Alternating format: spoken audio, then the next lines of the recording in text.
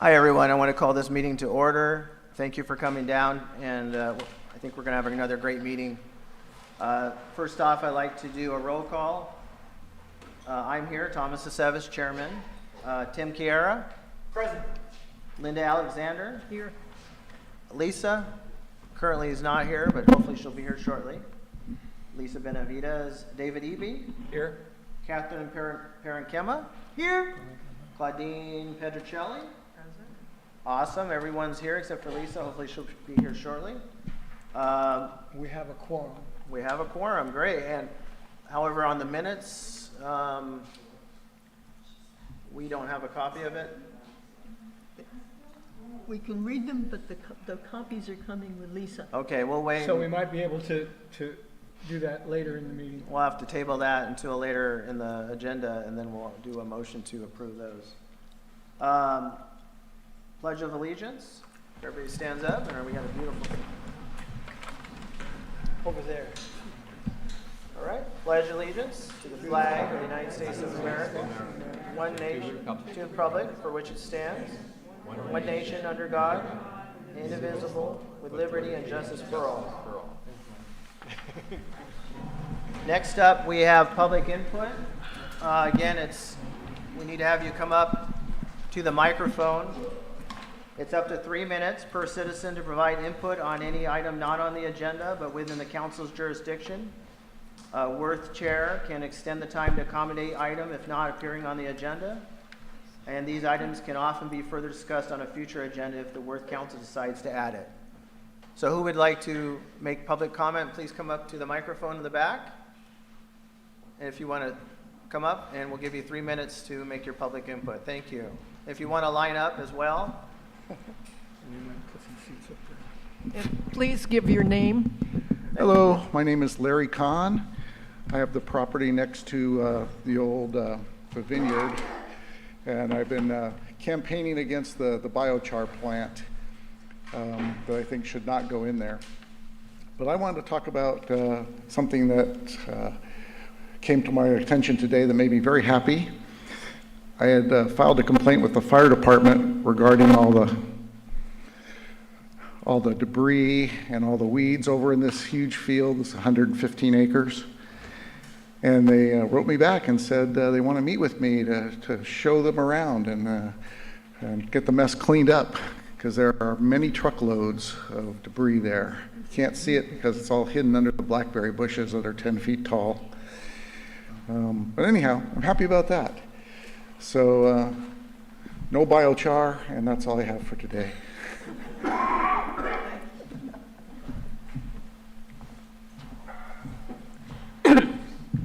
Hi, my name is Holly Harris, and I am a newly appointed member of the East Region Town Hall, and I've come in here today to make a proposal to all of you.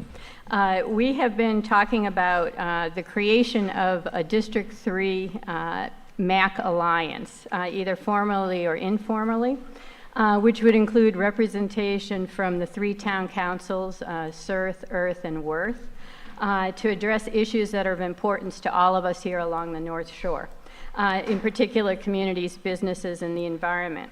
And basically all of us along the North Shore have a lot of similar issues. We've got Highway 20, we've got lake health, we've got PG&E, we have code enforcement, we have tourism, we have economy, some of us have paper subdivisions. And if we can unite on the broader topics, we can have more input with the county decision-making processes. We can get earlier notification on projects that may affect us, and more weight placed on community desires. Some of these things could include collective pressure and knowledge to apply for fundraising and grants, early notifications of projects, and ongoing input through the planning processes to ensure win-win situations. We can do creative problem solving to deal with issues like illegal dumping or code enforcement.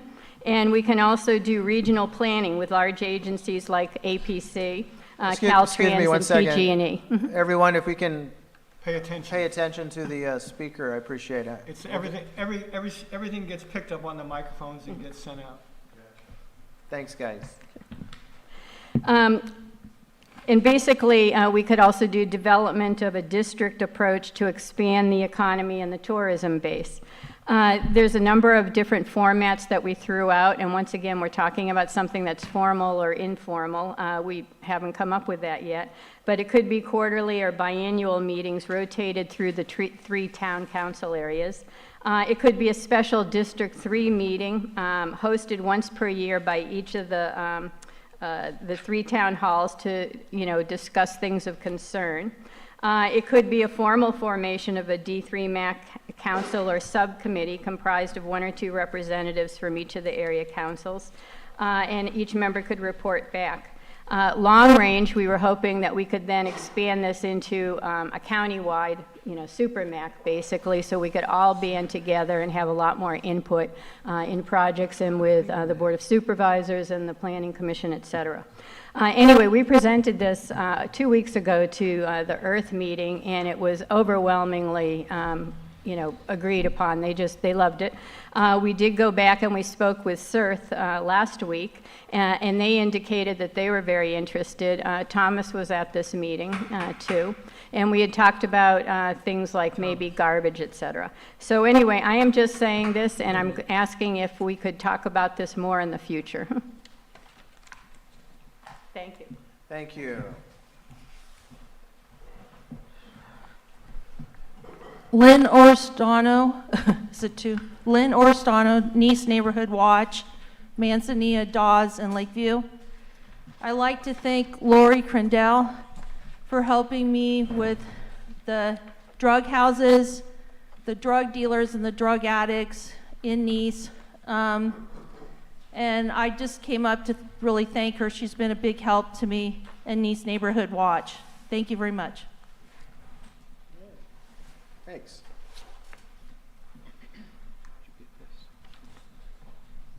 Hi, my name is Robin Aceves. I am the co-founder of Vision of Hope Village. We are based out of the Nice Event Center in Nice, and our whole mission is to work with young adults with autism and other disabilities. So I just want to make a couple announcements. We just started doing a weekly community market at the Nice Event Center every Sunday. It's going to run from 9 to 2. We are doing the food, so we're making like fresh bread, pastries, and then there's the menu will change every week. And then we also have, vendors from the community coming and selling their crafts, and eventually, hopefully, it'll, expand more to where people can bring their vegetables and other products, because we really don't have an active market on the North Shore, and it'd be really nice to get the community support to keep this going. If anybody is interested in a booth, it's a $25 booth fee. So, and then the second thing I wanted to announce is we are hosting the Lake County Horse Council. They are doing a fundraiser for Emerald Mueller and the family. This is the family that tragically lost their 3 horses in that horrible accident in the Oaks a few weeks ago. That is going to be April 3rd from, I believe it's 6 to 9. That will be at the Nice Event Center. It's a spaghetti feed. So if the community could come out and support this young lady, and so we could help them raise money so she can sadly replace her very valuable rodeo horses that meant the world to her and her family. And then lastly, I would really like to thank the community and everyone that came out and supported us at the St. Patrick's Day dinner drive-through. We appreciate everybody that came out and bought dinner and helped us with that. Going forward, this is our 3rd year in business, and this is really the year we really wanted to start a focus on the housing, looking at federal grants and other things. Things are a little different right now, so we need community support more than ever with everything we're doing, so we can eventually build this village for our adults with disabilities, seniors, and anybody else in the community that needs low-income housing. Thank you.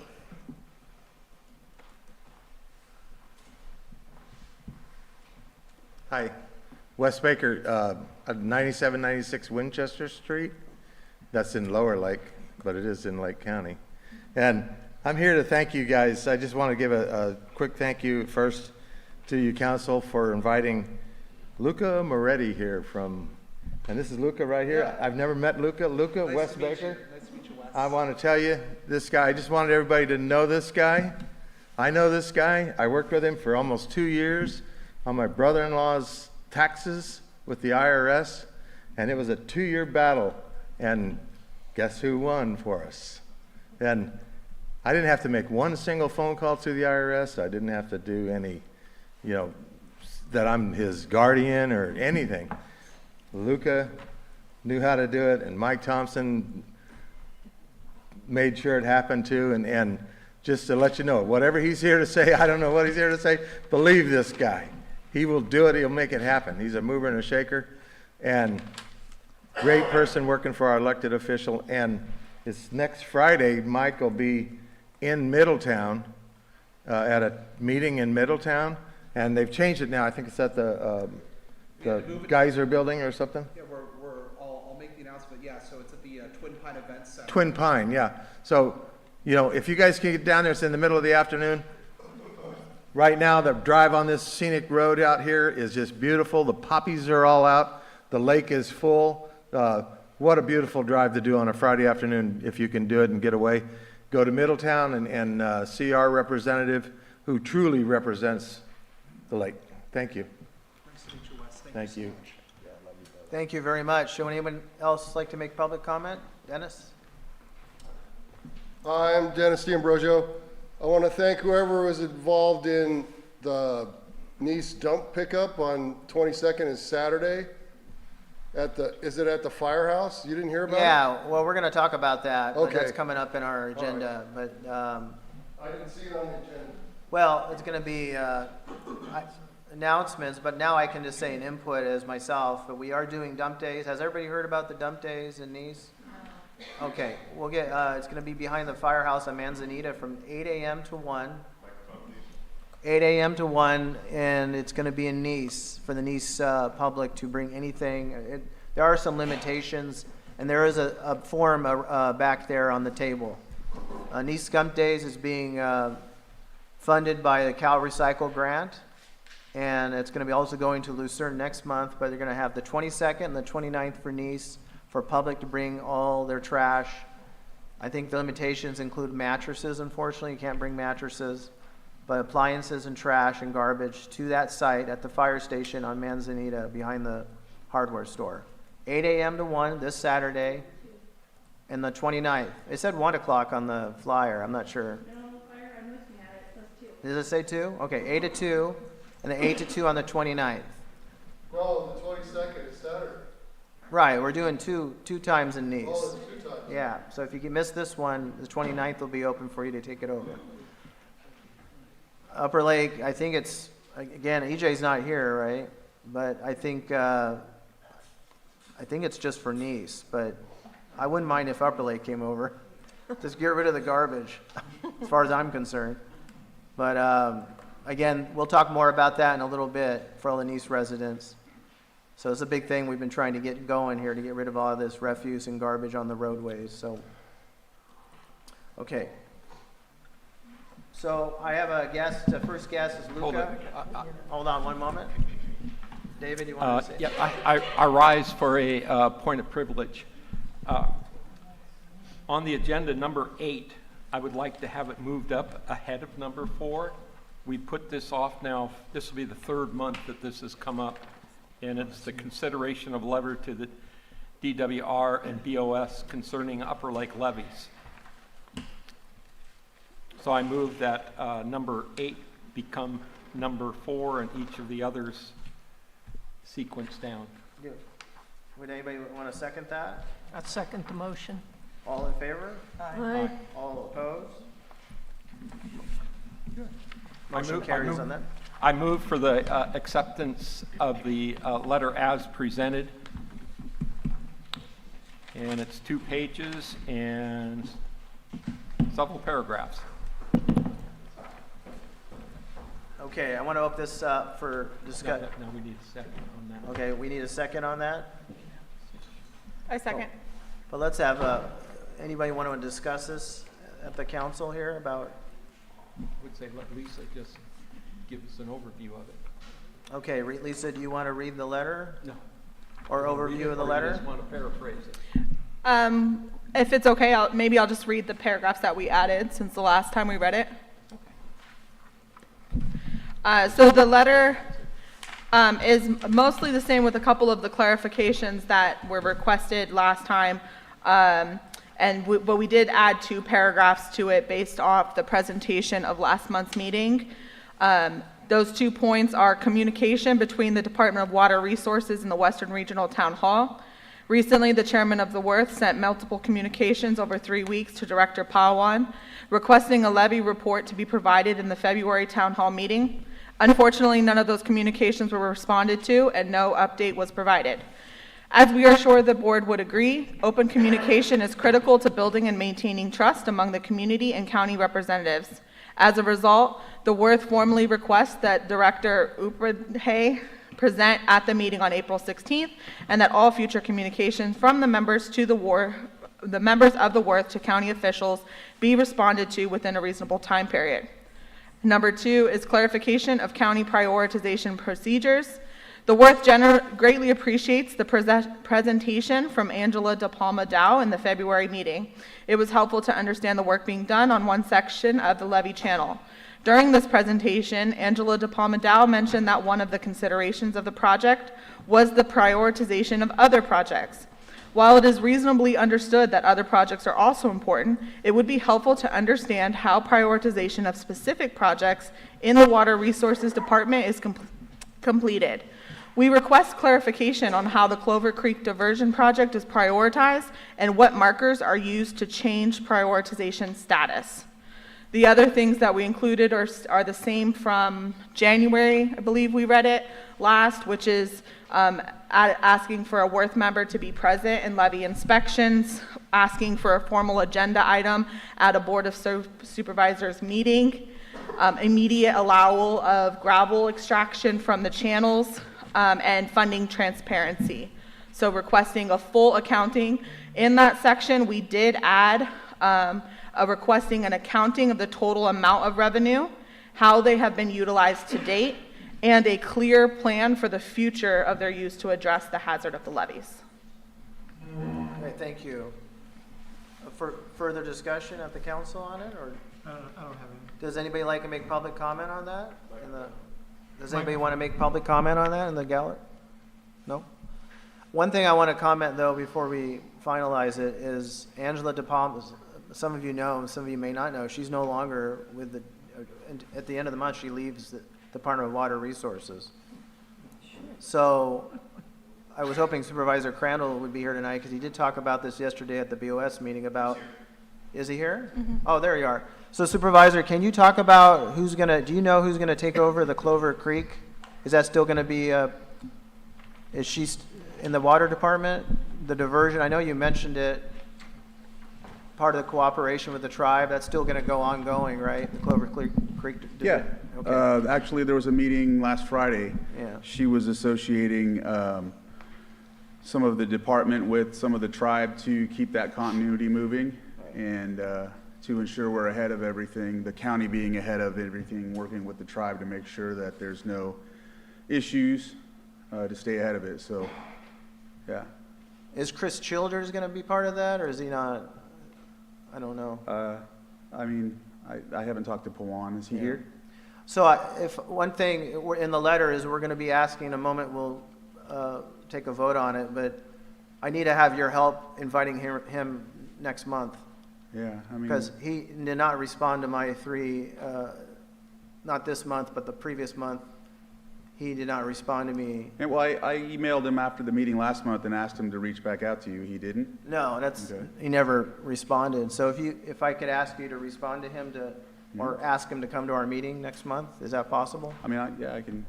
Yeah, I'm going to need your help, because unless I go in there and knock on his door, which I can, Okay. he doesn't seem to want to email me back. So that's very, So let's, a motion, and we have a motion and we have a second, correct? Do we? So I don't know why you were asking me. Was that part of something on the agenda, or what was that? In the letter itself, we're going to ask for him to come to our meeting next month to Oh, this is respond for to the letter. Yeah. Okay. The letter. All right, sorry about In the that. letter, it asked him to come on the 16th. Okay. All right. And I need your help, because, again, he's not responding. So So we're going to include that into the letter? I think it is in the letter, right, It Lisa? is. Yeah. So we have a motion to consider, we have a second. All in favor? Aye. Any opposed? No? Motion carries, thanks. Okay, your next guest, So sorry. Can I ask for a point of you clarification? still want to do the minute? Are we doing the minutes? Yes. So clarification. So after this, so now this now is now not a draft. It is a final copy. So I can update it, and then what do I do with it? You take care of it? We're going to email it, or we want to? Records keeper. You mean? who Do does- we? So do I take this letter? Do I read it? Like, do I need a plan to go to a board of supervisors meeting and read it? Do we send it? I know, probably the best way to do is send it to the Board of Supervisors, Chairman Crandall. Okay. And then also one to the Department of Water Resources, the DWR Director. Okay. So sorry. Go ahead. No, I've just, we have in the past, Not an email, or an email and a letter. Email and letter. we have in the past read letters at the Board of Supervisors meeting. Into the record? Yes. That's the purpose of doing that. All right. And when we did it before, it was myself, Julia, and Melinda Wright. We did it. EJ, do you recommend that we come to the meeting and do a 3-minute input on that? Aren't you doing a report? I don't have it. It's on your agenda to do a report, just bring it there, and that way you can have an more open, robust discussion about it. Your report, you know, the one that you're talking about, reporting to the Board of Yeah, we Supervisors? have that on the agenda. Yeah. We can Add it to certainly- that, bring it there, certainly and do talk that. about it at that venture. That way you can have a response rather than just saying it to us and then, yeah. See you later. Okay. Okay.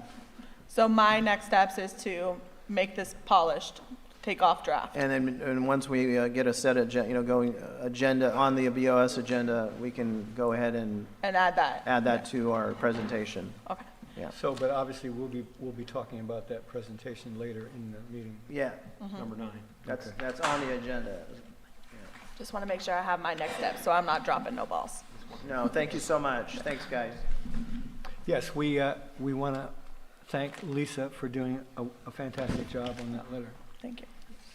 Okay, before we want to approve the minutes, right? Okay. Has everybody got a chance to read through the minutes? I did. Do we have a motion to consider to approve the minutes? I moved to accept the minutes Do we have a second? from February February 2025. Second, all in favor? Aye. Any opposed? Okay, motion carries on that, thank you. Okay, so I wanted to invite our next person, Luca Moretti, field representative for Mike Thompson. Thank you, Luca, for spending a little bit of time for us, introducing yourself to people that maybe haven't met you or know you and what you're doing. Perfect. So, first of all, I just want to thank each and every one of you for being here today, being engaged in our civic process, and advocating and fighting for rural communities like Nice and Upper Lake. That's my role as Congressman Thompson's field rep. I'm his field rep and his eyes and ears for all of Lake County. I'm filling incredible shoes in the footsteps of my predecessor and colleague, Brad Honorado, who I miss every day, and I know everyone in Lake County misses every day, and continuing that role of doing the people's work and advocating for you all and putting you all first and making sure that you have a voice in the federal government. Wes kind of gave a perfect example. He was not a plant. About what we do, in that we do a lot of casework. So if someone has an issue with the federal agency, be it the IRS, Social Security, Medicare, anything like that, veterans benefits, contact us. We can help. I have some constituent services flyers here, and I'm happy to share them with you. And also, I'm happy to give a quick update on the Congressman's work in DC and some of his concerns. Would people want to hear that? Yes, we do. Wonderful. So I'll start it from the top of, he's all for rooting out fraud, waste, abuse in the federal government. But what's going on right now is not the best way to do it, and it's not the best approach. So what you want to do if you want to root out waste, fraud, and abuse is to empower inspector generals to investigate what's going on, not fire them.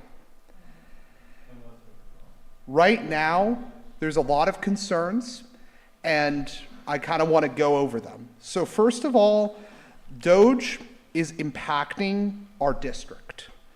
And it is impacting and stopping programs in our district and in our community. It led to the pausing of funding for fire breaks that clerk uses to keep our community safe and the pausing of necessary grants. They've since been resumed, but money that was promised to local nonprofits doing fire prevention work was paused for months on end without explanation. Research into cancer, spina bifida, and Alzheimer's at UC Davis in the congressman's district have been stopped.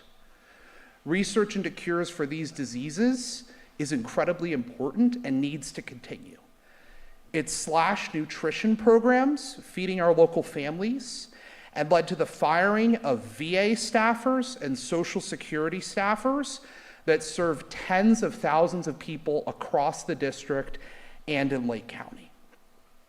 At the end of the day, when we do casework, when we try to help constituents, there's staff at the VA that responds. There's staff at Social Security that respond. If we fire folks who are doing the work, services get cut, people get harmed. And right now, there are cuts proposed to critical services, and a budget was passed that defunds important programs which we all rely on. So first off, the 26 fiscal year budget mandates $880 billion be cut from programs under the jurisdiction of the Energy and Commerce Committee. There's no mathematical way to achieve those mandated cuts without touching Medicaid. In California, 1 in 3 people get their health care through our Medicaid program, Medi-Cal. In Lake County, that's 53%. The plan to slash Medicaid funding will desperately impact this county. And it's also going to hurt people with private insurance and people who pay out of pocket. Because so many of our hospitals and medical clinics in our community rely on Medicaid dollars to stay open, it'll potentially lead to services being cut and access to health care being impacted. Congressman Thompson's really concerned about those cuts because it impacts everyone, whether or not you are a Medicaid recipient. At the end of the day,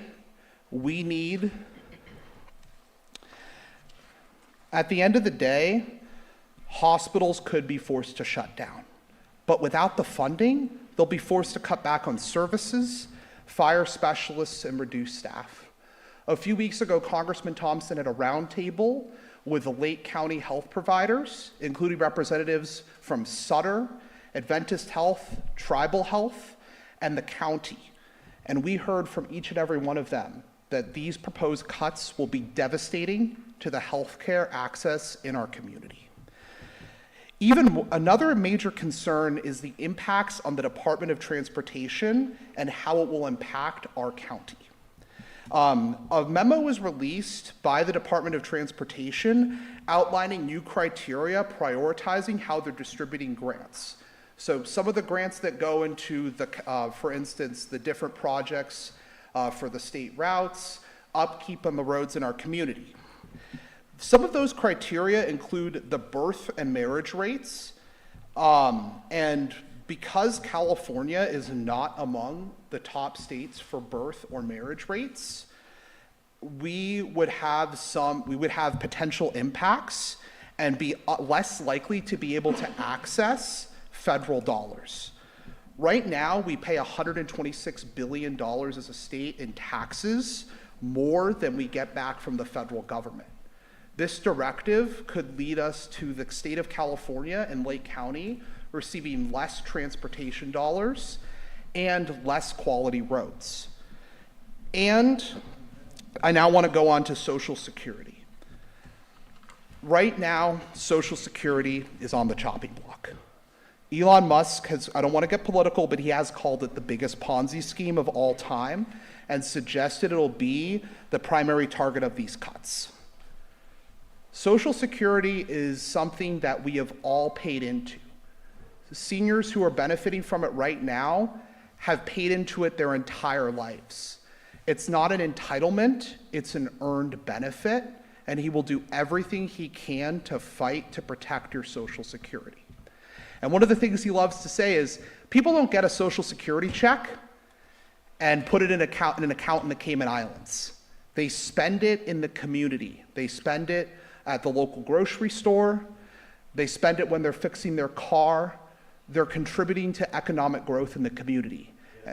And if you take away Social Security, you hurt all of us. You hurt our economy.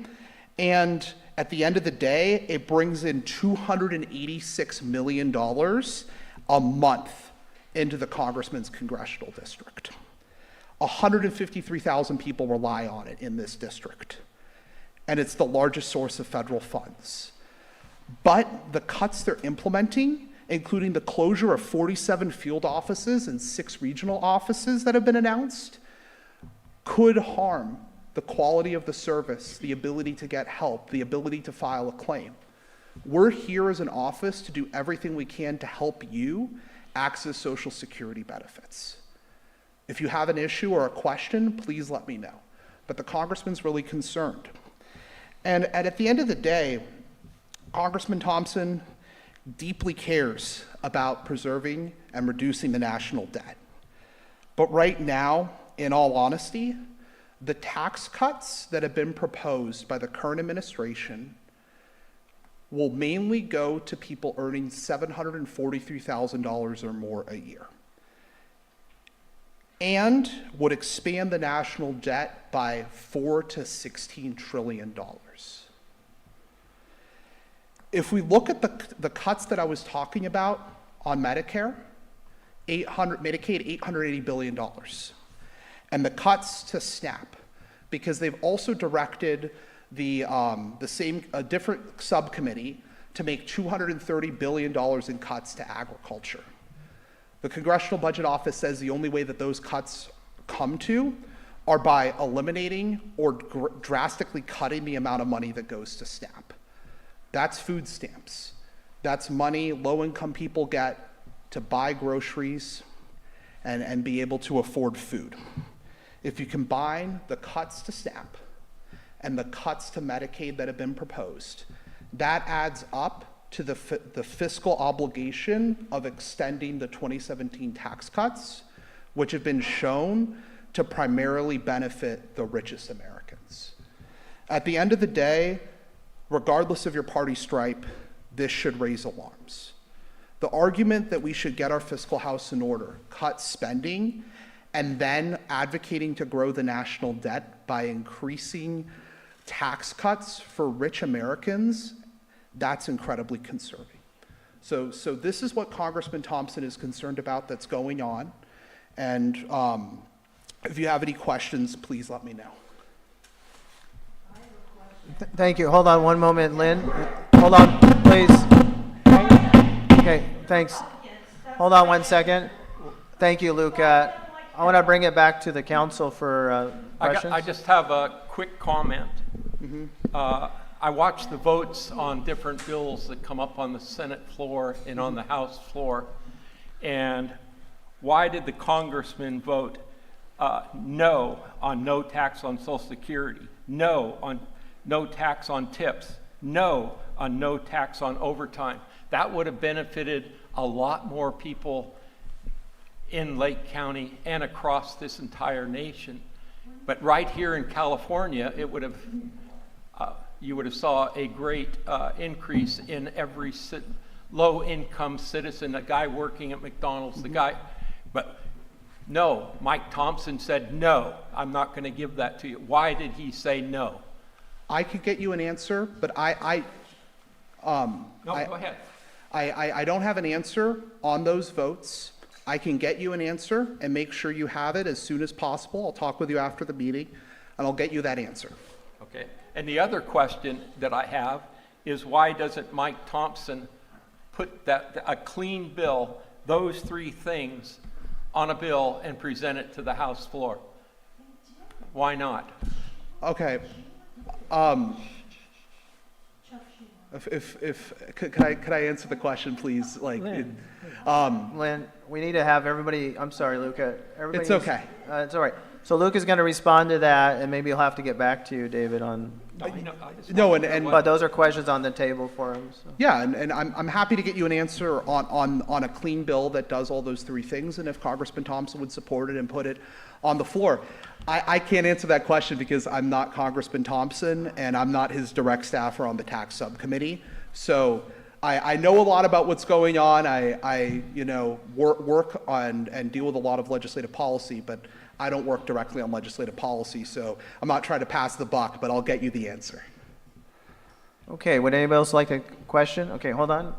How do you want to do this? You want to bring the microphone out, Thomas? I can get it. You want to get it? Tim's going to bring the microphone to you so we can hear you in the microphone.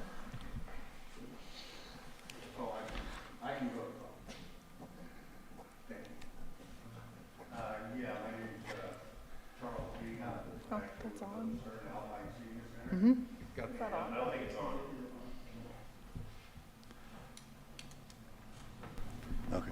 Do I need to start over? Yes. My name's Charles Bean. I'm with the Lucerne Alpine Senior Center.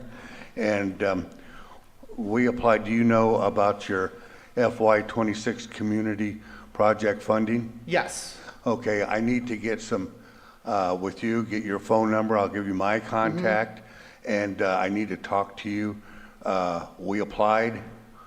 And then we got back vague answers for you. I'll show you what the email that we had back and forth, and I won't take up their time.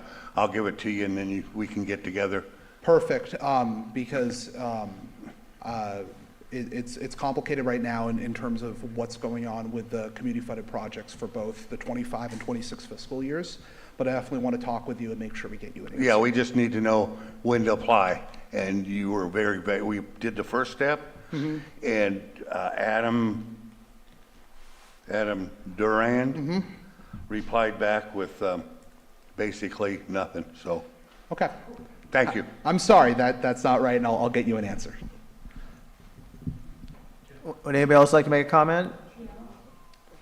Hang on.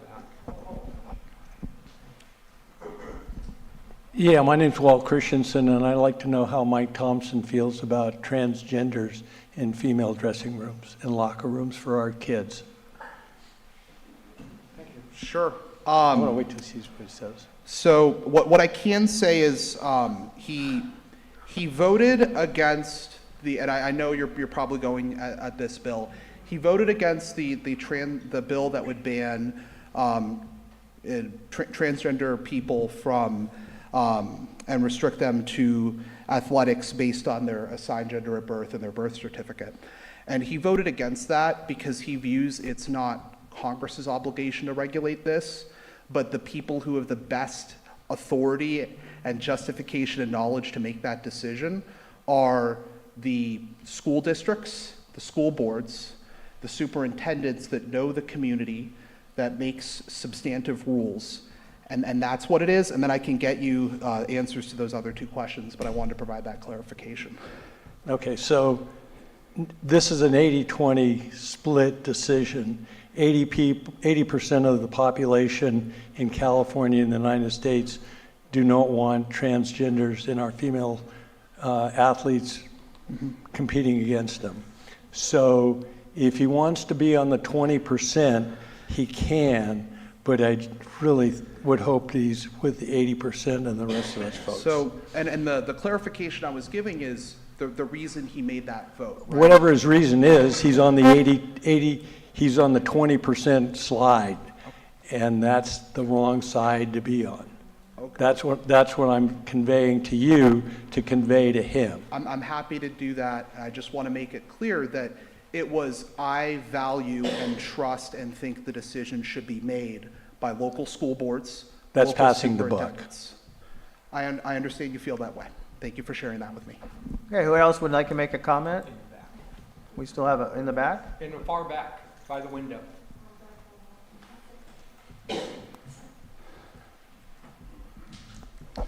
Again, Wes Baker. And I don't want to get political. There's some political questions going on to Luca, and I'm not political. I'm just a farmer, okay? Yeah, but the reality is, when I use Luca, and I talked about it earlier today, when I called their office, and this was about, 3 years ago maybe? And it was a 2-year ordeal we went through with the IRS, is that the IRS isn't political. We all have to deal with them every year. The Social Security, I'm on Social Security. The Social Security Administration is not really a political organization. You know, there's a lot of us, we got to deal with them, you know, and you go in there and you stand in line and you grab a number. I went to the one in Vallejo once, and that was a mistake. Grabbed the number, it was number 2, and they called out number 87. So they had a long way to go, you know, and I was in there for hours. If you need help with that stuff, veterans too.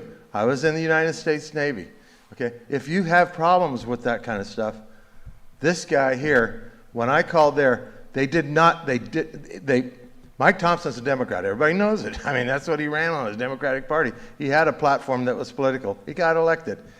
But here's the thing. When you call for help, at least in those 3 categories, I don't know, there could be more. Never once did Luca ask, am I a Republican or a Democrat? Or never once did he ask who I voted for or who my brother-in-law voted for. It has nothing to do with it. They're here to represent you as citizens of the United States and of Lake County. Thank you. Thank you. Okay, we'll do one more comment because we kind of, Lynn, do you want to make a short comment? Short comment? Okay, testing. First of all, I played water polo and I went in AAU swimming at University of California, Santa Barbara. It's on. Okay. And I never had any problems, you know, at all, you know. I mean, maybe there's like 1 person out of 1 million that would compete against me in swimming or water polo at UC Santa Barbara, okay? We didn't have those problems. That's very small problem compared to these big things like losing medical insurance, food stamps, surviving in Lake County, veterans benefits, that they're taking everything away from us. Lake County has no jobs. You know, you can barely survive in Lake County. Thanks, Lynn. And that's what I have to say. Fight them. Fight the Thank you. Republicans. Chuck Schumer did not want a government shutdown either, and he tried to Okay. avoid it so we could get our Thanks, help. Lynn. So that's it. Thank you guys for comment. Luca, I want to invite, thank you for coming down. Remember, you have to work with the people that represent us and get to know exactly how they can help us in certain areas of their and that's what we need to utilize the strengths in each individual representative. Thank you so much. And March 21st is the if you want to meet Mike Thompson in person. Yeah. You'll be at Middletown, right? Yeah, so I'm happy to plug that. So on March 21st, Congressman Thompson is hosting a Coffee with the Congressman event in Middletown at Twin Pine. At the event center there from 11 a.m. to 12 p.m. If you want to talk with him about any issue, feel free to stop by. And at the end of the day, I just want to reiterate, I'm not here representing any political party. I'm here as a federal employee, staffer of Congressman Thompson in a nonpartisan role. I'm not going to use the word Democrat or Republican other than this. I'm not here as a partisan person. I'm here to, you know, explain Congressman Thompson's concerns of what's going on right now and how he thinks it'll hurt his constituents and hurt Lake County. And at the end of the day, he's willing to work with anyone, regardless of party ID. He's consistently the 35th most bipartisan member of Congress, consistently the first or second most bipartisan member of Congress from California. He's willing to work with anyone across the aisle to help his constituents, help the county, and make sure things are better. And at the end of the day, what I'm talking about today is not partisan. It's concerns and real worries about how they will impact and harm his constituents and harm people in Lake County. And the thing I want to reiterate is, beyond all that, please take away that we are here to help with any issue with the federal government, be it Social Security, Medicaid, VA, anything that involves the federal government. We've helped people from the USPS losing a package of theirs and claiming it's lost and not responding and getting them a check cut to compensate them for the camera they lost, or helping someone who isn't getting a response from VA, Social Security, Medicare, but any government agency under the sun. If it's state, if it's local, we'll refer you to the right person. We'll make sure you get a response. We want to make sure government works for you. We want to cut through red tape. We want to help. That's my role. That's my job. I'm here to be his eyes and ears in Lake County, and I'm happy to get you answers to your questions. Thank you all. Hey, Luca. Thanks. Luca, so sorry. So if you have any business cards, if you could put them on the table for people to grab if they want to contact you. Of course, I'll grab them Thank from you my so much car. for your time and energy tonight. So the next person we have is John Spica. And he is going to be doing a presentation from Area Planning Council. John, it's all yours. Thank you. Thank you, Thomas. So yes, my name's John Spica. I'm with the Lake Area Planning Council. I'll explain who that is and what we're doing here. First, I want to thank the town hall for having me. It's very helpful for us to get the word out for these, because public participation is a big part of this update that we're working on. Of course, this worked a second ago.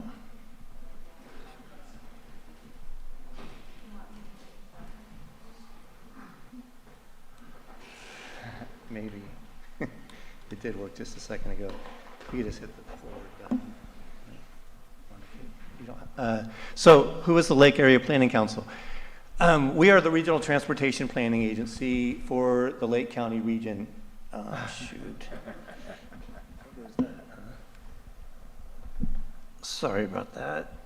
There we go. Is it back? Yes. All right.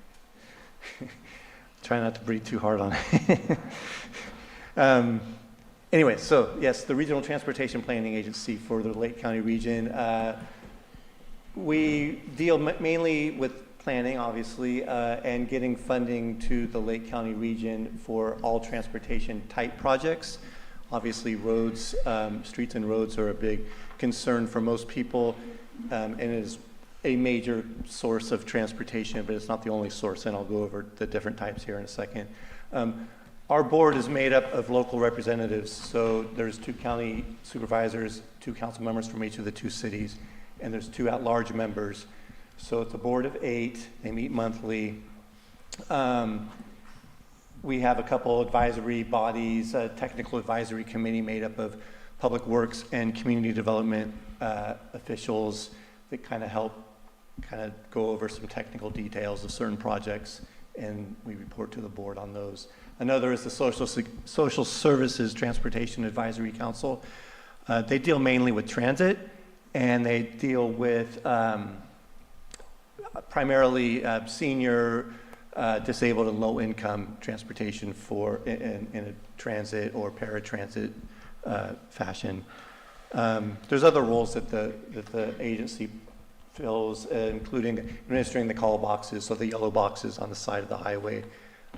We deal with those and fix those as needed, and they also serve as the board of the Lake Transit Authority, the bus system for the region. Next slide, please. So again, our primary reason to be is to allocate transportation funds to projects within the region. So a lot of times, the feds will give money to the state. The state will kind of divvy out money to several of the, or all of the different regions around the state. Obviously, where the people are, so we get our share, but it's mainly based on often population. So ours is obviously less than some of the big urban centers. But we do with, we deal with it as best we can. We assist local agencies and the Public Works Department on working on grants and getting funding through other sources from the state for their transportation projects. Again, roads are the main ones, but there's a whole list of others that I'll go over briefly. First, I just want to mention our main, function is planning, And we prepare plenty of plans in the transportation field for the area. The main one being the regional transportation plan. And for us, it's kind of the guiding document. It's sort of our general plan, so to speak, on how we prioritize projects that need to be looked into. Next slide, please. So the regional transportation plan, it's a long-range planning document similar to the general plan. It's a 20-year time span. It gets updated every 4 years. Our last one was updated in 2022. February 2022 was adopted, so we're aiming to have this one adopted next February in 26. We're going to spend most of this year having it prepared. It promotes safe and efficient transportation system for moving people and goods. So every type of transportation for every need. And the different modes that I keep talking about, next slide please, there's several of them. Roads, obviously streets and roads and highways are the big ones. There's also sidewalks and there's bike lanes for active transportation, means of transportation. There's also public transit. There's tribal transportation needs that we work on within the transportation plan, and aviation is also one. It's not the major source of transportation in the county, but it is one. And so the active transportation plan is a component. It's sort of a standalone document, but it's also couched within our regional transportation plan. Formerly, it was known as this non-motorized element. In the past maybe 10 years, the state adopted this new program called the Active Transportation Program, and it works to fund non-motorized types of transportation, so sidewalk projects and bike lane projects primarily. And so we adopted our own active transportation plan to devise a list of priority projects to be prepared for every 2 years. This funding opportunity comes up through the state, the active transportation program, and projects within our active transportation plan are eligible, and they help to set the priorities for which ones are most important. So it's its own plan, but it's also part of this larger plan. Next slide, please. So the whole idea is to come up with a list of plans for each of these modes of transportation and try to prioritize them. We have several elements within the plan. There's a state highways element, there's a local streets and roads element, again, the active transportation, public transit, tribal and aviation. We get these lists mainly through community input and also through the public agencies that we work with. So the county, both cities, public works departments or community development departments, and the tribal entities. We solicit them for their input, and we go out to the public and get the word out that we're putting this plan together and try to get as much input from the public as we can. Obviously, there's lots of needs, and not everyone could be fulfilled because there's a limitation on the amount of money we could put towards certain ones. A lot of grant writing goes on. We do get money from the state, without the grant writing process, but everything's limited. So we work as close as we can with the locals to determine which ones are most important. Next slide, please. So the plan is, through the spring, we are trying to get the word out that we're putting this together. We have a website that has surveys and a interactive mapping function where you could drop a pin on a map and put your comment. I don't like the safety component of, or there's safety issues on this particular intersection, or this could really use a sidewalk to get to this school because there's been an accident recently, or whatever. But we need your eyes and ears out there because you know your community better than we do. So that's where we're at right now.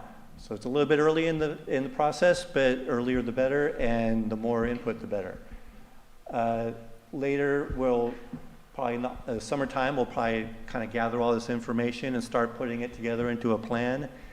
By fall, we'll have do some environmental review and send out some drafts of our environmental documents for approval.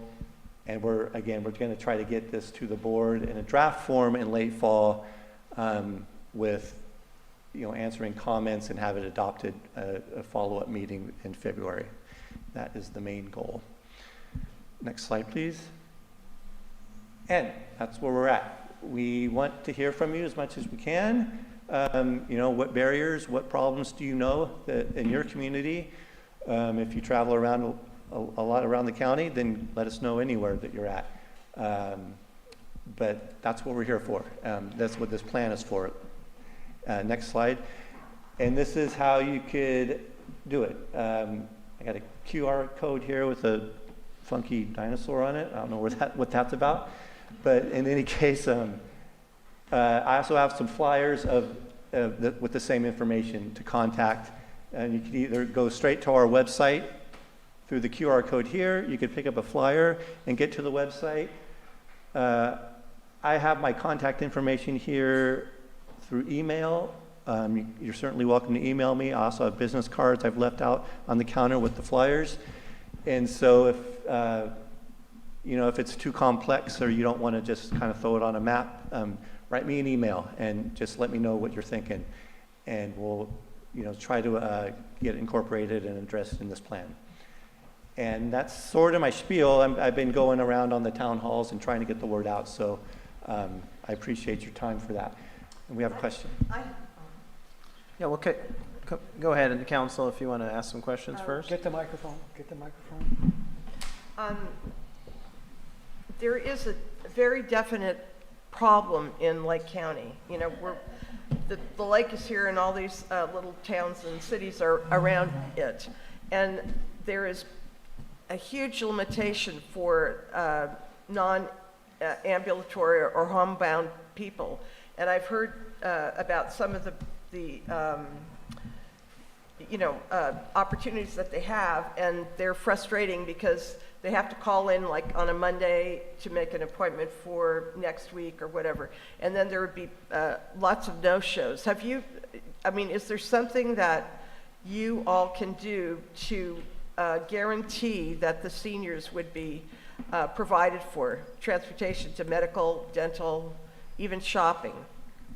That is a ongoing issue that we grapple with. A lot of it's funding, unfortunately, but we do have we work with Parrot Transit Services is our kind of contractor that does the bus system. We also have like Dial-A-Ride is one form. That might be the one you mentioned that they called and waited for a ride. There's other forms. There's Lake Links is is kind of a paratransit form that actually helps those with needs of their ambulatory needs and that sort of thing. It's always something that we're trying to get more funding for. Transit's a big issue. Unfortunately, we've had to cut funds to transit because it's just tough right now. But we do kind of research as much as we can for all the grant funding that we can find with limited budgets, unfortunately. Just one last comment. The transportation, the busing transportation, it's of interest to me that they'll come every half hour, and today, in the past few days, I've seen them coming and going. Are there a number of folks that they do pick up? Do you know what the population is utilizing that transit, the busing? I don't have the statistics. I could get those for you. If afterwards, I'll grab some contact information. But we do work with Lake Transit Authority, and they have all those statistics. Ridership's been down. It's been down since COVID. It's coming back, but not quite to those levels yet. And it's not funded primarily by ridership, fees or anything. It's highly subsidized, so those funds get cut, and then lower ridership doesn't justify raising. It's a tough time right now for transit, not just here. I think across the state and country for that matter. But we're doing, I could get you those stats from our. Okay. Well, I think what's really important is to formulate something that is responsible and can provide transportation for those even that are housebound and need assistance out. So I would really like to see that explored. And, I understand you're coming up with a plan, but we need something tangible to meet the needs. As I mentioned, this Lake Links works with, we work closely with Lake Links. They're the Consolidated Transportation Services Agency for the region. They do have a dial-a-ride program, and they do have some types of programs that kind of reimburse folks that are volunteer to drive like a family member to a doctor appointment and those types of things. They could get reimbursed for those miles. And so there are kind of smaller forms that we're trying to work with to try to get that exact population, some help. So. Do you have a comment, Kate? I have an observation. Sure. I wonder if you have reached out to what I would call the alternative mobility community, people who are hikers, people who are cyclists, and bicycle clubs. At one point in time, up until 2 years ago, 2.5 years ago, we had an annual bicycle event, so cycling around the lake, which was moderately well attended, but very, very sadly inadequately represented and pushed in terms of media. And unfortunately, I'm aware of Lake Links, but it's only because I happened to pick up a brochure in the public library. I don't know for those who are frequenters of Facebook and other forms of media here in the county, if they are encountering any reference to Lake Links. And I don't see it in terms of the public radio stations. And I think that you need a branding program. I could convey that message. Don't convey it, implement it. Well, we do work with Lake Links, so I could only ask them to, work on that, because we don't actually run the program ourselves. Is the only. Do you live in a rural county? You Yes. You live here in Lake County? I actually live in Ukiah, but I beg your pardon? I live in Ukiah myself. Oh, okay. Our office is in Ukiah. My But region you is. are aware that we have sometimes marginal cell phone service and equally marginal internet service. And it's very frustrating, for instance, to have an issue with one of those and to call a provider and be told, please place your issue by using the very service that's down. I can see the frustration, yes. So that has an impact on someone who is marginal. I have marginal tech skills. And if I hear that one more time, I would be very tempted to basically rip the modem out of the wall and pitch it out where the cats shit. So it's important to have active interaction with a live person. And if people are not reading about it in the Record B, or if they're not hearing about it at their place of worship, or if they're not seeing a postcard or a promotional placard at Safeway or grocery outlet, they're really not being exposed to this possibility. Just to add to that comment, I think that is very important. Also, before we do a brand campaign, which I completely agree, my brother has a disability, and he used Lake Links a couple weeks ago to see, and they said their wait list was months out. So we can't I happen to be a promote driver for service. Lake Links. I happen to be a driver for Lake Links. And so I just wanted to let you guys know I have some information. Thank you. Can I finish my comment and then you can share yours? So before we promote a service, we should make sure that there is services available, because to your point, if people do start calling, they're going to be discouraged and then they're going to stop calling. So we want to make sure we do both tandem. And thank you for your presentation. Julie, before we get to your comment on Lake Links, thank you. I just want to make one comment. I'm on a pedestrian bicycle advisory committee with John. And I hope in this transportation plan, and I'll give my feedback through the survey, And ultimately, we want to, for me, being a cyclist, and for all cyclists and pedestrians, improve any resurfacing, any road needs to have a cycling lane on there. A painted lane at least. That's a type 1 or 2, I forgot what it is, but it's all I'm looking for. Just to have a little thing where we can just like, in the city of Ukiah, it's awesome now.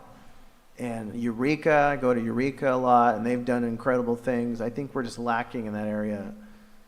Santa Rosa, with lanes and green paint, and these are things we've talked about in the other committee. But that's just, I'm biased because I think it's good for everybody. You can't always get around, and cars are expensive, and gas is expensive, and exercise is great. So, anyway. Just to clarify really quick, so the Lake Area Planning Council, we don't actually implement projects. We are the Regional Transportation Planning Agency. So all these projects they have to come from the jurisdiction, such as the county in your instance, or the cities, to come to us and kind of how do we get this? Can you help us put a grant together for an active transportation grant, or how can we get funding for a bike project, or to improve transit, or that sort of thing. So, I mean, these are all great comments, and I would actually love to have you, drop a few comments in so we could kind of incorporate it into the plan, that this is a big concern. And I'm not just saying this to pass the buck, because I just don't have the authority to kind of go out there and fix it myself right now. But the plan is to try to get the concerns known out, which concerns are, the highest priorities. John. Yes. You are the planner. Yes. Where do the plans go after you make them? Are they recommendations for action? They're actually, no, but they're not, well, they're lists of projects. So they're priority projects that are listed for state highways, for local streets and roads for each of the jurisdictions, for bicycle or pedestrian projects for each of the jurisdictions. Now, most times for funding sources, they'll want to say, okay, well, we'll consider your grant application. Is listed in a plan? Has it already been kind of considered in a document? This is one of those documents, our regional transportation plan, that the project, it's been sitting there in the plan. Okay, well, it's, in their eyes, then it qualifies for the grant program. But it has to be kind of acknowledged that it's, been discussed and it's been kind of added to a plan. Yeah. And planning's a lot. It's frustrating, I know, because planning. We could come up with these. It's beyond frustrating. Right, but planning is not implementation, so there's this disconnect, right? Well, we ask for these plans, or where's the projects? And it just doesn't happen. Planning's more glacial than the implementation phase, which, obviously you need funding for that. And again, these lists of projects we come up with they're going to be constrained by funding, Claudian, would this be something? Would this be something like the pedestrian project for the schools? It could well be. Because maybe that's something we can submit. Okay, we'll go to Zoom in just a second. Julia's been waiting to talk about Lake Links. Julia?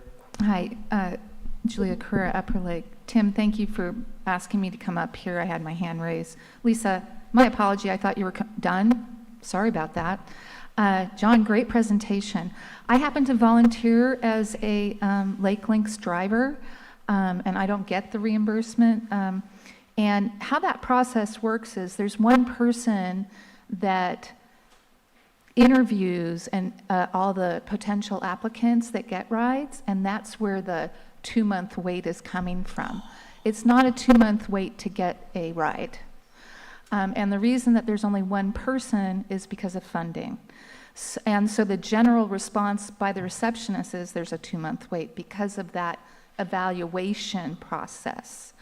And how Lake Links works is once you're in the program, anytime you need a ride, you get a ride and it's free.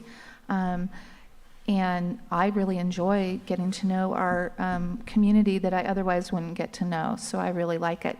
I do have a question, John, on this plan, transportation plan. Does it include storm systems, culverts, things like that, that are collapsing or flooding? Does it include anything, roads that are flooding, anything like that? Those types of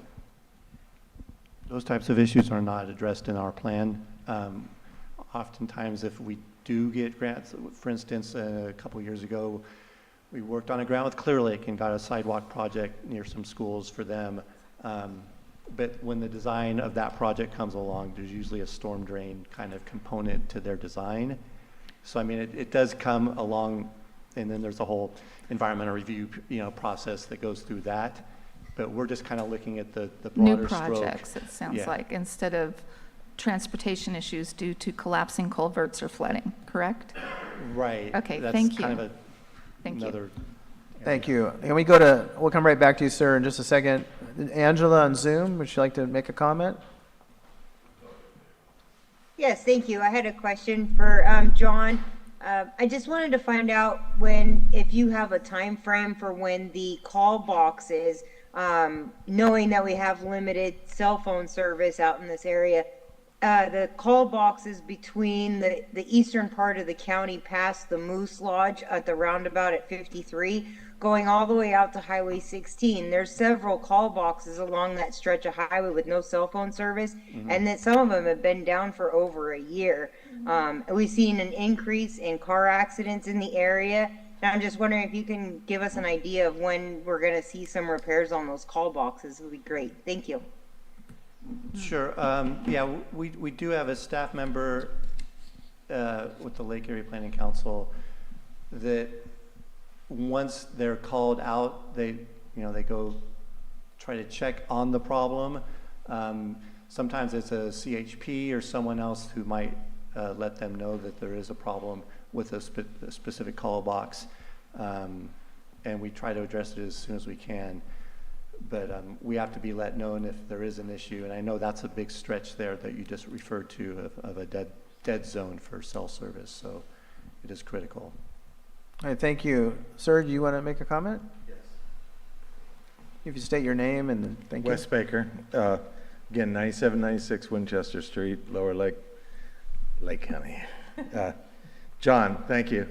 You guys, you're at a little disadvantage with me because I saw this presentation last night at our town hall meeting over there in Lower Lake. And everyone's a little bit different. And last night, John alluded to something that I alluded to, I think, a little bit earlier tonight in my first statement to you guys, is that when I was driving up this highway tonight, coming from Lower Lake to come to this meeting, and all the poppies are out, and the grass is green, the lake was full, it wasn't green, full of cyanobacteria and all that kind of stuff. That's a scenic highway, man. I'll tell you, and I ride motorcycles too, and I go through the Valley of the Moon, That's got the little signs all up on it. And when you're driving and all of a sudden you see that first sign of the valley, I think it starts in Santa Rosa, it ends up in Sonoma there somewhere. When you see that scenic route sign, if you're in a car or whatever, it just makes you feel good. It's a good feeling. And John was talking last night about maybe some, over there where we live in Lower Lake, we lost our home, the wildfire, and I think everybody in Lower Lake, about half of them have already at one time or another, but about evacuation signs over there, evacuation routes. And what I was thinking is, are you the guy, like if this council and Nice and Lucerne and Clear Lake Oaks wanted to make this Highway 20 between this roundabout and the Big Y scenic, are you the guy to call, to get a hold of, to work with Caltrans, to get the signs or to coordinate it? Or you would know the people if they wanted to do that? If you want to shoot me an email, I could certainly, put that word out. Okay. I don't know the process of having it, or considered a scenic highway. Well, I'll use you as a contact, and I just hope that this council is receptive to that. I think it would help I haven't been in downtown here. I used to ride dirt bikes up on Middle Creek. 2006. And that's probably the last time I was up here driving through this town. And when we turned off the highway, again, I said it's pretty, and we turned off the highway and turned, this is beautiful. You know, you guys got something here. And we could save the highway. We could make people happy as they're down the highway and they see your sign, turn in here, you know. I don't know if anybody's been in Clear Lake Town recently, but they just put up signs there. And that town, in, you know, as for visuals, that town is got to be on the lower scale of things, right? I mean, it's still got a lot of dirt streets and everything in it. But they just put up signage there that on Old 53 and the main road going into town, Lakeshore Drive and that kind of stuff. They put up signage that are just, they're not that big, but there's some signs, and they say like police station, medical services, and things like that. And it actually reminds me of something like if I'm driving through Arizona and all of a sudden pull up into Sedona. Yeah. I mean, it's beautiful. I'm sorry. Did you want to wrap it up? Yeah, and I'm done. I just Thank you. just trying to plant the seed in you guys. Scenic road, huh? Real quickly, on the scenic road idea, it's something we obviously should promote more of our beauty, and definitely celebrate that part of our experience in this county that we don't do enough, and have those signs up like Clear Lake, and promote that visual element of where to go to fish, where to go to hike. We have some of that, but it's not the signs are dull and not very exciting. So that's a great idea. And I think we've talked about that with other people too. I have two quick questions. Sorry. Question one is, would this be the place where when you're coming from Ukiah, the Upper Lake Williams sign, like if you're coming at night, you cannot see it. It's like there's no, like the reflector tape is completely off of it. And so if you're not someone who lives here or knows that that's the exit, you could easily miss it. Would this be something that you would submit on this plan? I could even, it doesn't necessarily have to be in the plan. You could, get me that information and I could get that to our Caltrans representative. Okay. Because they work on, of course, the state highways is all their jurisdiction. Okay. And once they're aware of it, then we'll try to get to it, is my understanding. So awesome. Especially with something like that, because there could be safety issues involved. Yeah. Those are the higher priority. I've almost missed it and I grew up here, so I'm like, oh, gotta go right now. Right. And it's not a safe turn anyways, but anyways. The second question I had is for identifying needs. Is it volume of submittals? So like if 16 people submit the same project, does that go higher on your list, or is that only counted one time as a potential project? It's counted one time, but of course the squeaky wheels is the one. I mean, if you're, your county public works department, if they get enough, phone calls like, we really want this looked at, we're kind of tired of putting it off, they're finally going to get the word that, this is something that we got to, maybe push everything else to the side and work on this one. Again, it's got to come from the jurisdiction that has authority over that region. In your case would be the county, but there's, there's no such real hierarchy of the list. It's just a list that a project has to be within this plan to even be considered for certain funding sources. Okay, thank you. All right, do we have one more comment? I know one more comment, please, thanks. Yeah. Hi, Margot.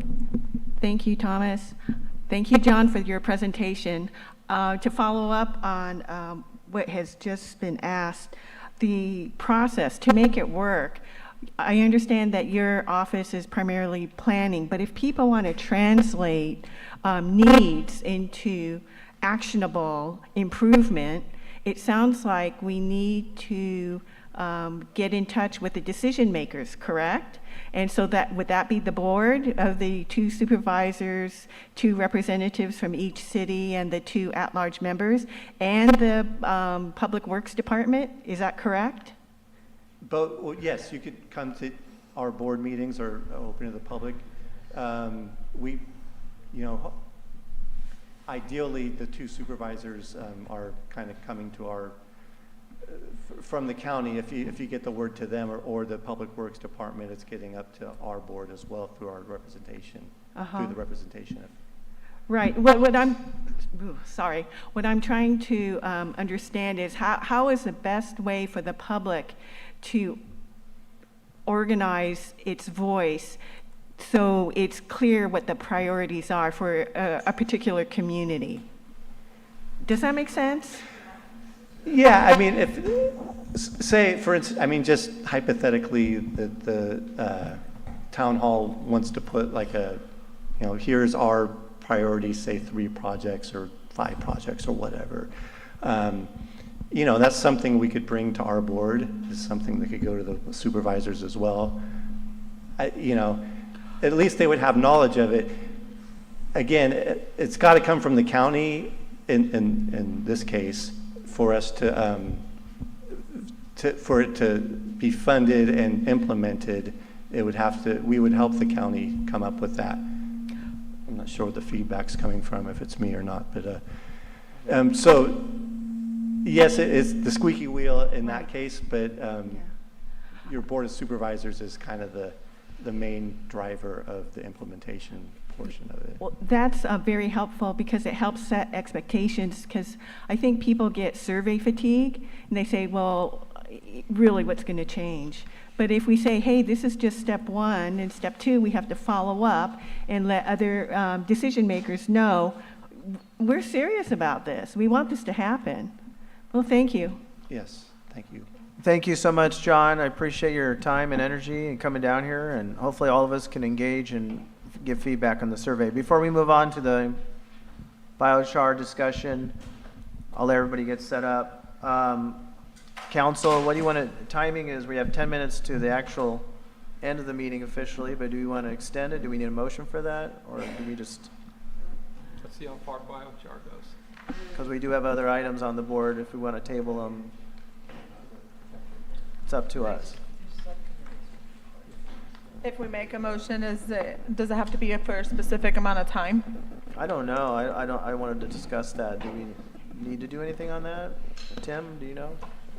If we take the time to discuss it, we'll be over time. Okay, we'll move on then. See where biochar goes. Yep, let's just go. So the next discussion is biochar. While they're getting that set up, we're going to go to another item while we can discuss.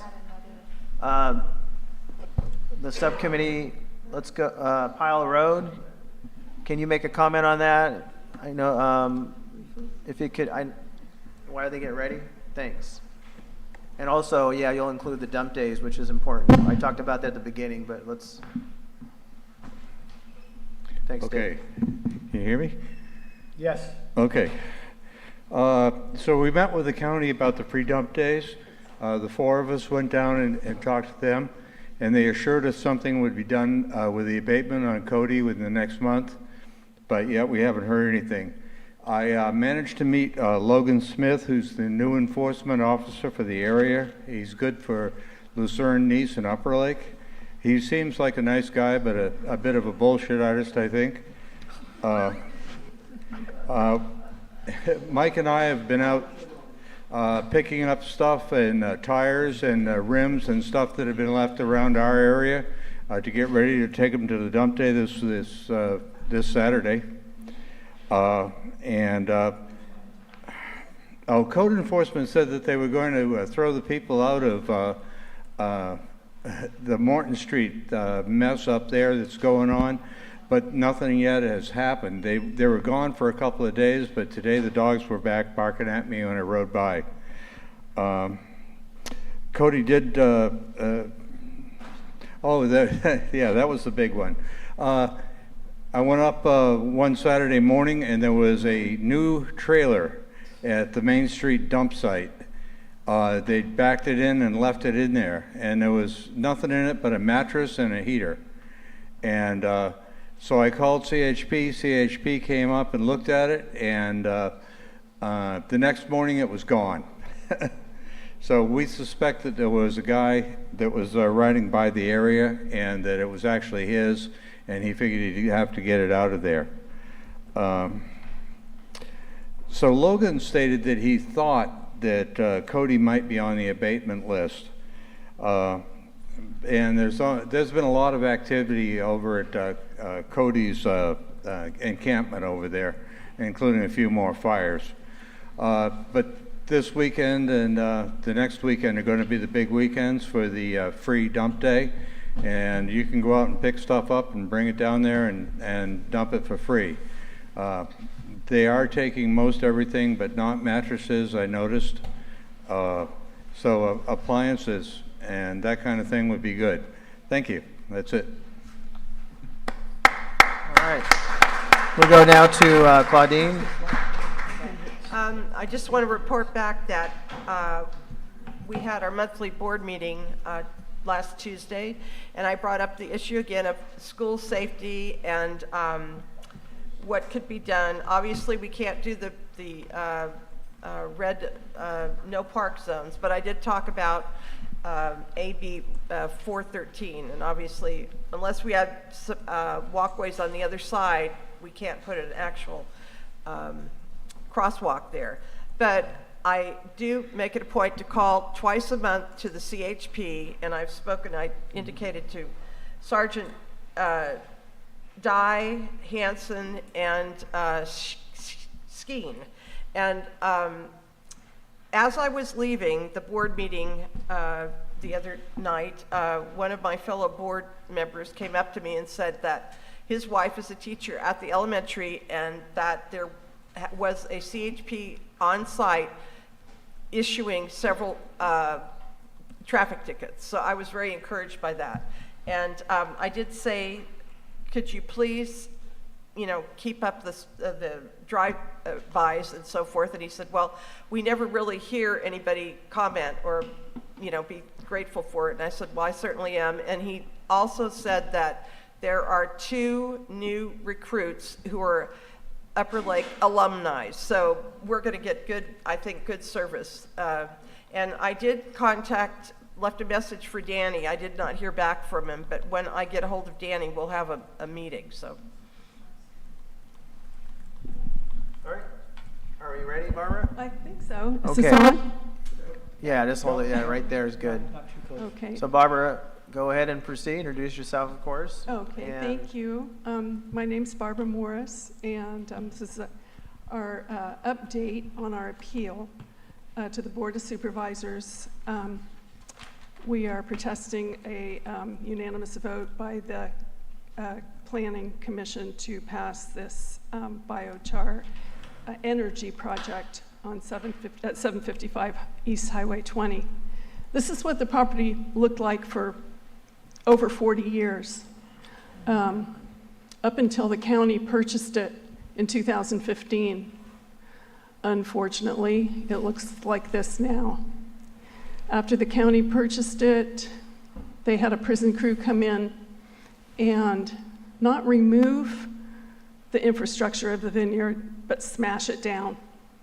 So there's 115 acres covered with plastic pipes, drip lines, wood stakes, treated wood stakes. They were broken at the ground and just pushed in there.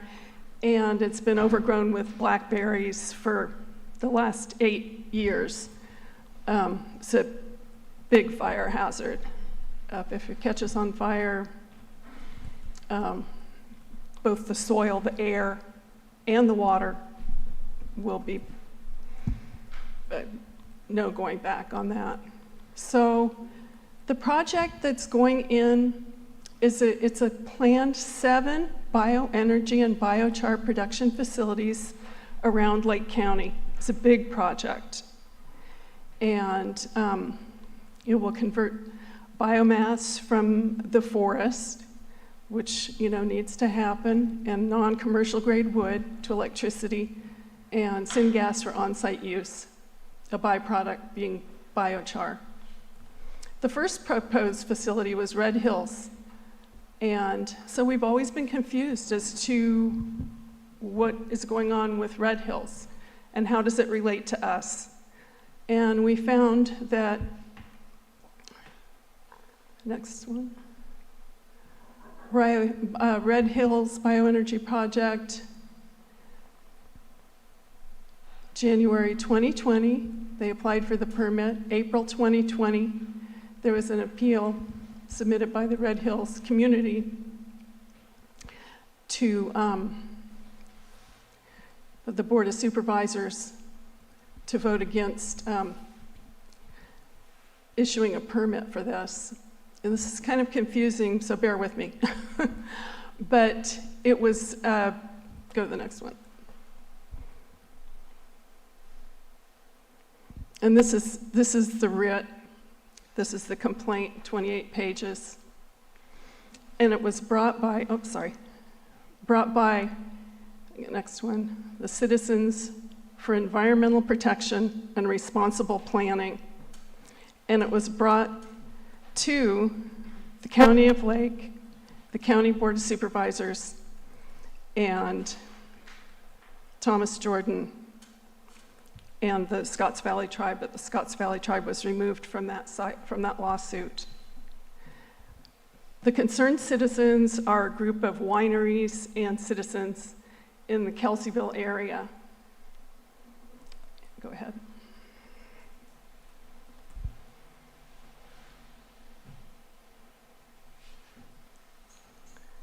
And the defendants, obviously, the Board of Supervisors, County of Lake, Thomas Jordan.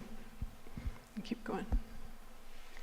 So the petitioners presented substantial evidence to the Board of Supervisors on the fair argument, including extensive evidence prepared by resource experts that the project would result in significant environmental impacts. The county, however, did not even bother to respond to these arguments and approved the project unanimously. Here's some of the complaints, and this is why this is important to us, because it kind of mirrors what's going on here. So going back, it's at the Red Hills site, they didn't take into account, it says the county does not provide or have the authority to approve the project within a scenic corridor or land zone commercial. And in Upper Lake, we are a scenic corridor. We have that designation. We just don't have the signs, which Julia found out have been stolen. So that's the first thing that is the same as their suit. Next. The second thing is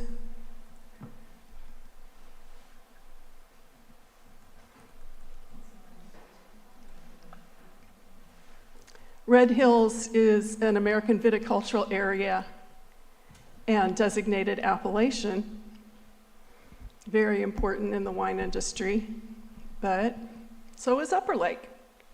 Upper Lake has its own appellation, the Upper Lake Valley, and it's a very special one.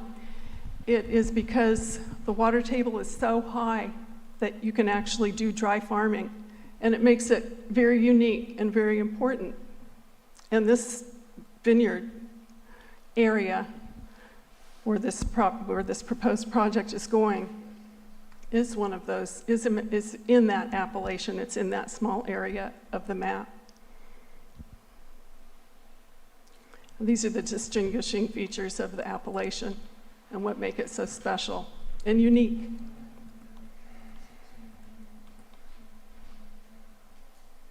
So it's really something to be proud of here in Upper Lake, but we have this especially unique area.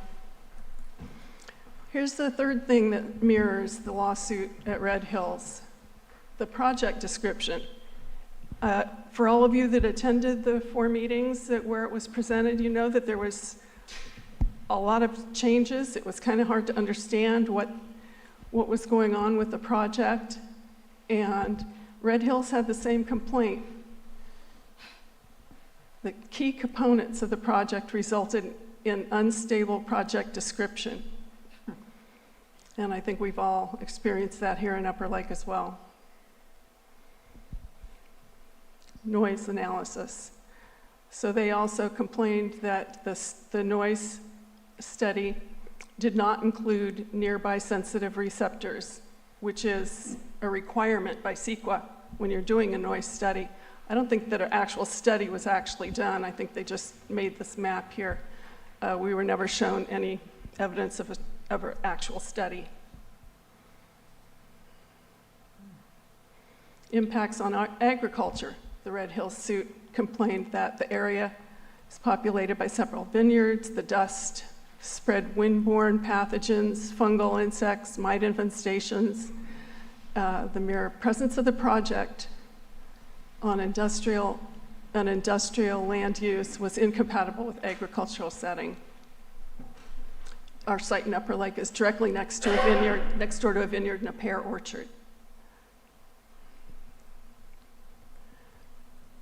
They complained in the Red Hills suit that CEQA requires an EIR for a project whenever substantial evidence in the record supports a fair argument that a project may have significant impact on the environment.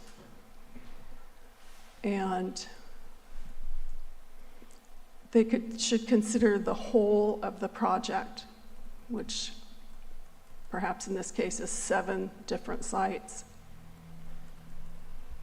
But we never saw any evidence of an environmental impact report, and we feel there should be one because the site is much more sensitive than the Red Hills site. The site has waterways that go directly to Rodman Slough, and we feel like it deserves an environmental impact report before going forward. This is on the Scotts Valley Energy Corporation webpage, frequently asked questions. Will a plant impact water channels nearby that are prominent to local wildlife? No, the water channel is located outside of the area leased and used for the plant. That doesn't matter. It's right next to it.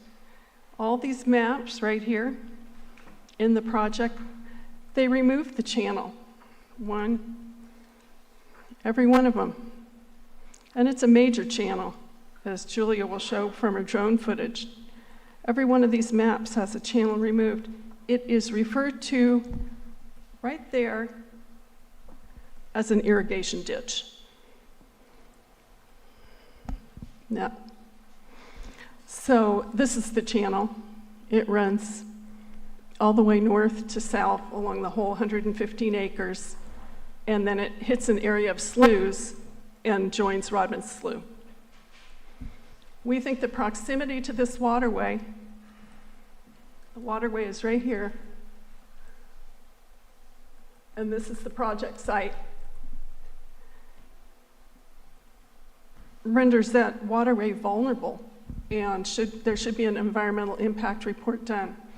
Also, this is also the planned road along the top of the waterway stream bed, where they will have to grade 1,000 feet. They're going to make a 15-foot wide road there and pave it, and it's right next to the waterway. This is a national blue line stream. This is the west side of the property. This is the east side of the property. There's a waterway that runs on both sides of the property, but for some reason, it's been eliminated from their maps. So to get back to the timeline of the lawsuit went for 2.5 years. 2 big law firms went at it for 2.5 years. One for the Thomas Jordan Board of Supervisors, Lake County, and the other one for the Concerned Citizens for Environmental Protection. Finally, in April of 23, in a closed session of the Board of Supervisors, it was settled. And in May, the following month,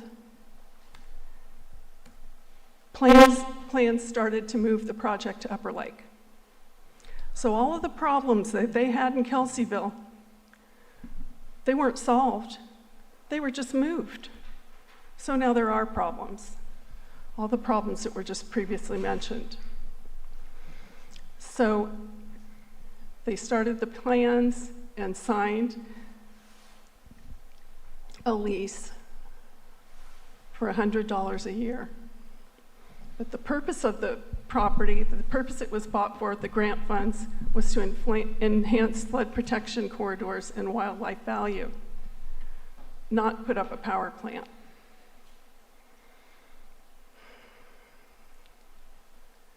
So how did the Red Hills settle? They gave up 28,350 feet of work area of the forest processing, the biomass processing area. Their new footprint is 15,000 square feet, down from 43,350. They moved the wood chipper and the hammer mill. Those are eliminated. Those are coming to Upper Lake. The biomass over at the Red Hill site will all be processed indoors to reduce dust. They're down to 1 truck a day. Originally, they had 2 to 5 trucks a day like they do at Upper Lake. And the delivery trucks must go inside to deliver their the little wood chips. Go ahead. How does that affect us? We believe the Board of Supervisors and Scotts Valley Energy Corporation agreed to move the central biomass processing site to Upper Lake to reach a settlement in the Red Hills lawsuit, thereby reducing the environmental impact and other adverse impacts on Red Hills residents and businesses, and passing those negative impacts on to us, the community of Upper Lake. This site is more sensitive than the Red Hills site. It's nearby waterways that flow to Rodman Slough. It's near to sensitive receptors at preschool, the Upper Lake school systems, senior citizens in the mobile home park. It has the highest water table in the county. It's zoned ag preserve, which the other site, Red Hills, wasn't. It's within the 100-year flood zone on the 21 Upper Lake feasibility study, the levee study. It is a wildlife corridor, and the property was purchased to enhance flood protection corridors and wildlife values. So they settled in May of 23, and in April of 24, the use permit was applied for. 5 acres of the 42 acres will be leased for $100 a year, $8.33 a month. And we believe that that will expand over to the farther as years go on if this project gets passed. And we'll have a large project on that 40 acres.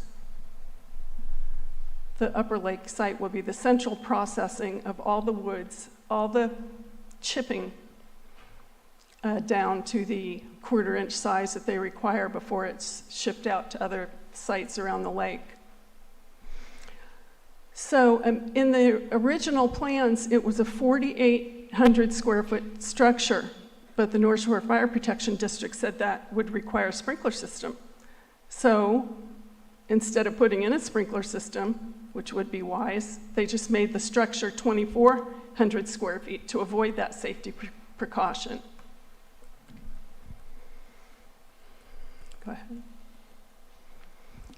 So now, even though on almost all their plans, it continues to show the 4,800 square feet, what's really happening is the gasifiers, go to the next one.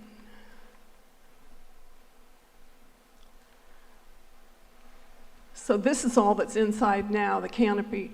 Now the gasifiers and the biochar are outside, which were inside before.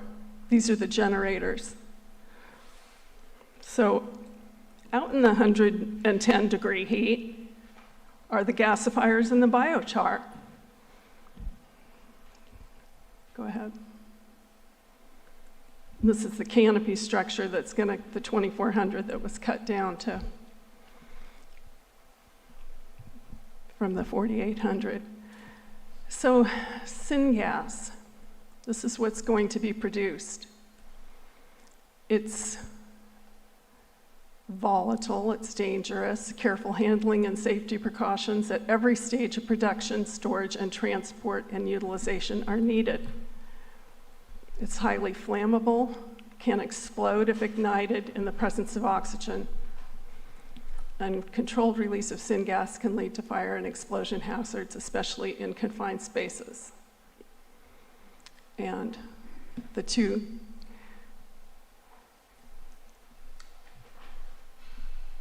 when we questioned what would the air particulates be, and we questioned that at every meeting, finally we were given this as the answer.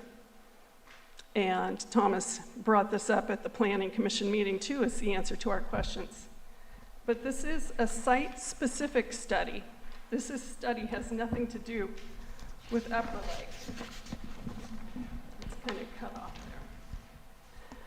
So this study is applied only to the source tested and the date tested and the time tested and the conditions tested for Hanover, California. Has nothing to do with Upper Lake. It's done by the San Joaquin Valley Air Pollution Control District for a completely different place. And this is an interesting part about the plans. There's a blow up on the next page. This is the general information. But if you look and see, this plan was done for San Benito County. San Benito County, Hollister. This isn't even for Upper Lake. These plans were cut and pasted from somewhere else.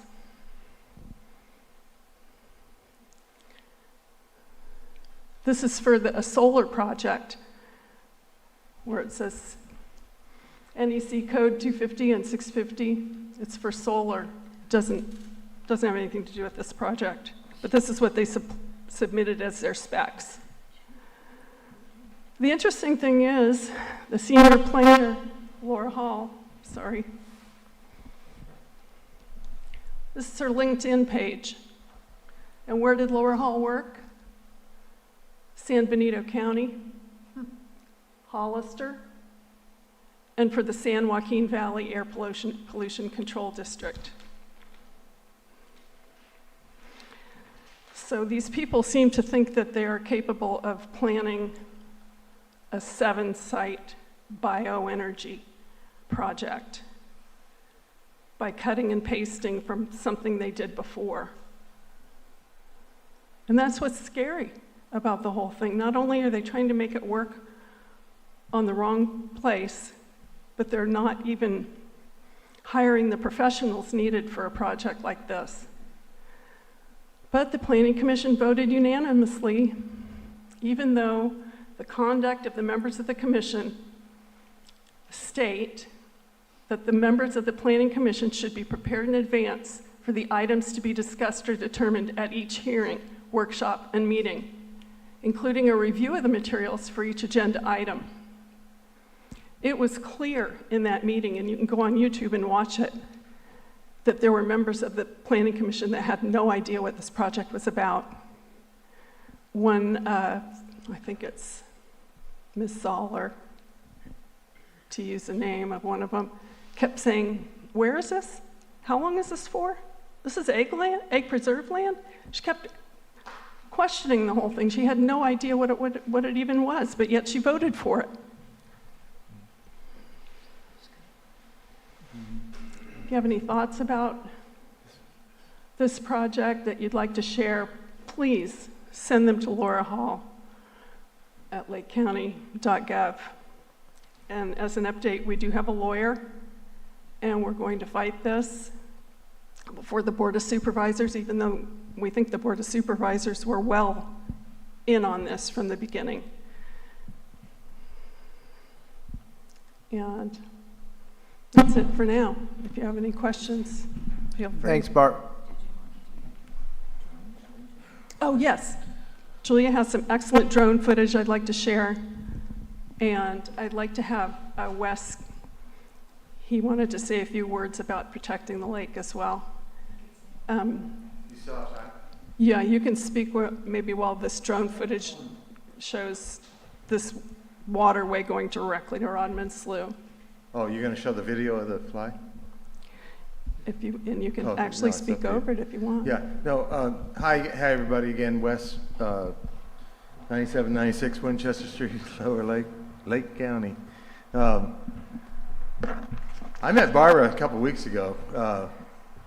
Man, what a thorough researcher, straight up person. The minute I met her, I read her name on Facebook, we found it or something, and got a hold of her daughter in Hawaii, and her daughter hooked her up to her, and trying to tell them that I'm not some crazy guy, you know, trying to do whatever, Facebook crazy, you know, commenter. I'd like to help her. This is not the first time that we've had places come from God knows where into Lake County and try to do power plants that are not so good, but are disguised as green and stuff like that. The only one that really produced anything was truly the geysers. And it's got issues, but it's a good thing. It's saving us a lot of effervescence going into our lake. That's a big plus. We all live up here. We got the lake. The United States owns the lake. The state of California owns the lake. Lake County owns the lake. Everybody in this room owns the lake. I don't know if you want to own it. I'm using the word own it. It's our lake. It's everybody in this room's lake. And we have a duty. We've got a complete duty to protect this lake from pollution. And not only do we have that, but the government, our government has been giving through grants through the state, through DWR, through Fish and Wildlife, through the federal, through the, millions of dollars has been spent out here on Middle Creek. This is the mouth of the lake. I'm going to college right now, and at the college, I'm going to the college over there in Wes, Clear do Lake. you mind just commenting on this particular project? I mean, I understand. On the film? Yeah, I have another minute for you, then we'll take public comment from the council. I'm sorry. We're just Okay, getting late I thought in the she was evening. yielding to me. I'm sorry. Yeah, I've not seen the film. Go ahead, Barbara. Barbara? You want Do to you- comment on the film? I've not seen the film. Okay, so Barbara, thank you, Wes, pretty much. Thank you for your comments. So council, do you have any discussion or questions to Barbara before we move it to the public? No? Thank you for the presentation. So Mr. Jordan, did you want to make a comment on this? And so if you want to go to the podium, and we can, 3 minutes? All right. That's all I was about to ask.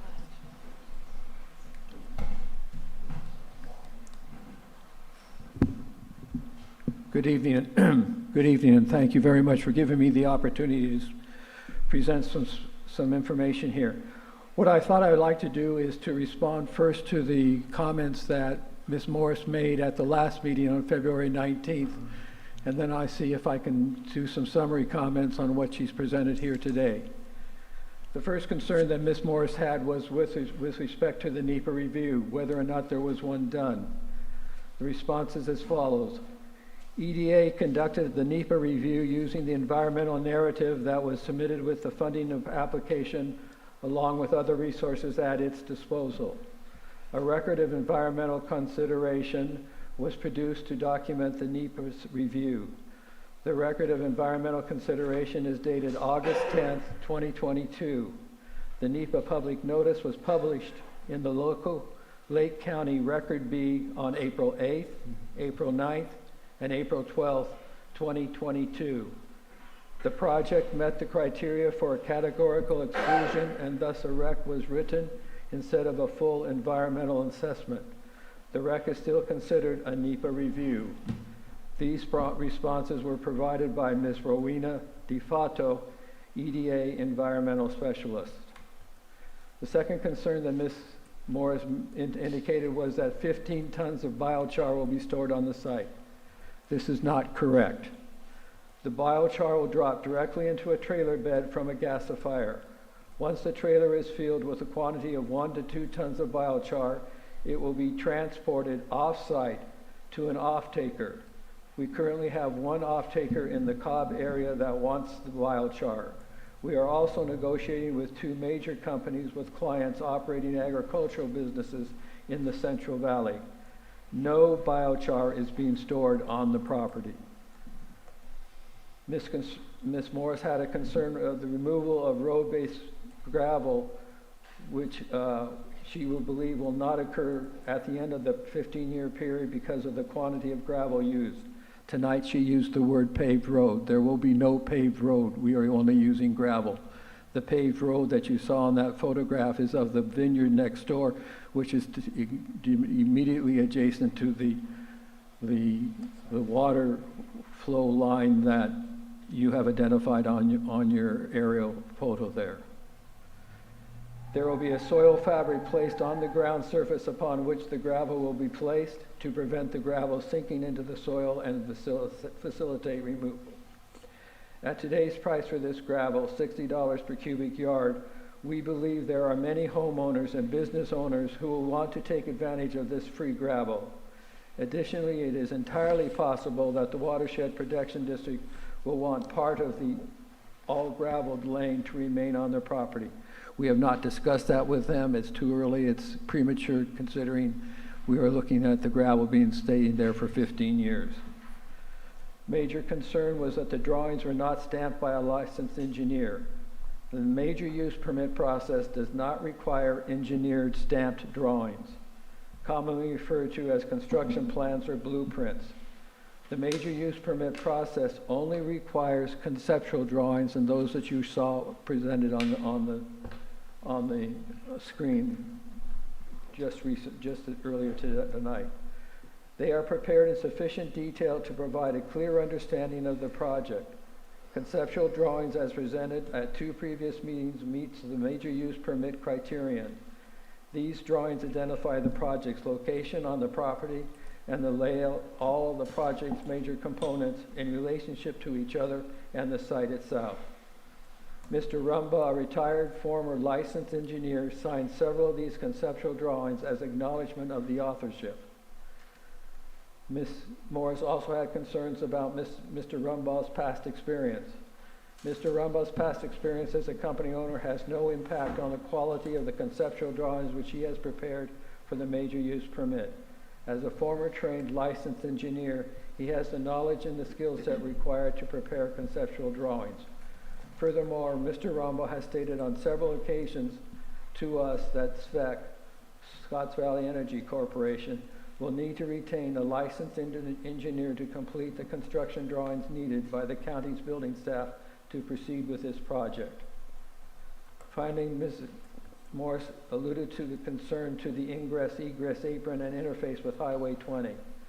The cross-sectional drawings of Highway 20 that were presented at our previous presentation are at the point of the existing property entrance were provided by Caltrans staff following Mr. Rumbaugh's inquiry. Further discussions with Caltrans are on hold pending the issuance of the MUP. The proposed apron widening and lengthening will occur on the property. Caltrans' main concern will be limited to the interface between the apron and the highway. Given that the apron will be 60 feet wide at the point of interface and a left-hand turn pocket is not required with all trucks using right turns, the initial response has been positive. That is to say, the initial response from Caltrans. I have this document and other documents of frequently asked questions which are making available to your council and members of the public here. With respect to the issues that you brought tonight, let me try to put this in perspective. The economic development plan that Scotts Valley Energy Corporation anticipates establishing 7 small bioenergy plant production plants throughout the county. These plants are small as indicated in our presentation. They take up very little space. I've already shown you by presenting to you the size of the gasifier, laying it out here and on the floor, laying out the size of the linear generators. These are not big units. We are not talking about massive industrial production programs or generators like you might see at any of the hydro dams that you might visit, or even if you were to go to Lake County or Los Angeles County and look at their steam engineered driven generators. Those are massive in size, and ours are not anywhere near that. So the process is very small. The Red Hills plant is going through, it is a production plant. It will use, as Ms. Morris said, the wood chips that are generated at the central processing campus here at Upper Lake to generate electricity that will be sold back to PG&E under a plan or under a planned purchase agreement with them. That agreement will be for 20 years. So that is what is going to be happening at that particular site. That particular site is located within an agricultural area she has identified, but the site has been there for 30 years, and it is now zoned 12 acres commercial highway, 24 acres rural residential. It is within the rural residential area that we are using less than a quarter acre to put on a bioenergy plant. So out of 24 acres, less than a quarter acre is going to be used for a production plant. That's all the size that we need. She has explained, and what she has alluded to there is the lawsuit that was filed against, actually against myself as the agent of the Scotts Valley Energy Corporation. The lawyers were very clear that they did not want to file a lawsuit against the tribe because of its sovereign immunity, so they went after me personally. So I am the primary defendant in that particular lawsuit. The issues that she's identified were all suggestive. They did not document or prove that those issues did exist. They only alluded to them. The negotiated settlement was an attempt to ameliorate some of their concerns and allow us to move forward with our program. We did not intend or ever have the idea that we are transplanting the work of the Red Hills plant to Upper Lake unilaterally. We had always had in our plan the idea of having a central wood processing campus that would serve the 7 sites that are actually producing energy and electricity that can be sold either wholesale back to Pacific Gas and Electric or to the consumer on site. One consumer would be somebody such as Middletown Rancheria, which is looking to expand and need energy for their rancheria. So as I say, that was a settlement that did take, as she indicated, the length of the settlement.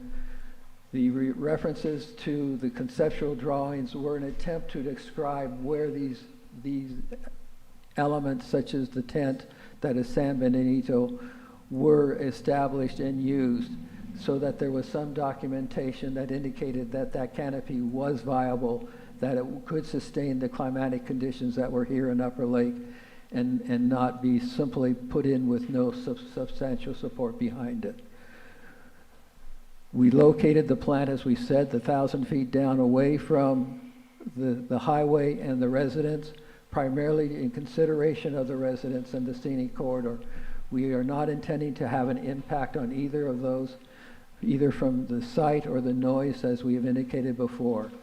I was not aware that Ms. Hall worked for San Bernardino, nor was I aware that she worked for the San Joaquin Air Pollution Control District. Thank you for letting me know that. I did not understand that, or I did not even research that or found that to be relevant, so I did not pursue that.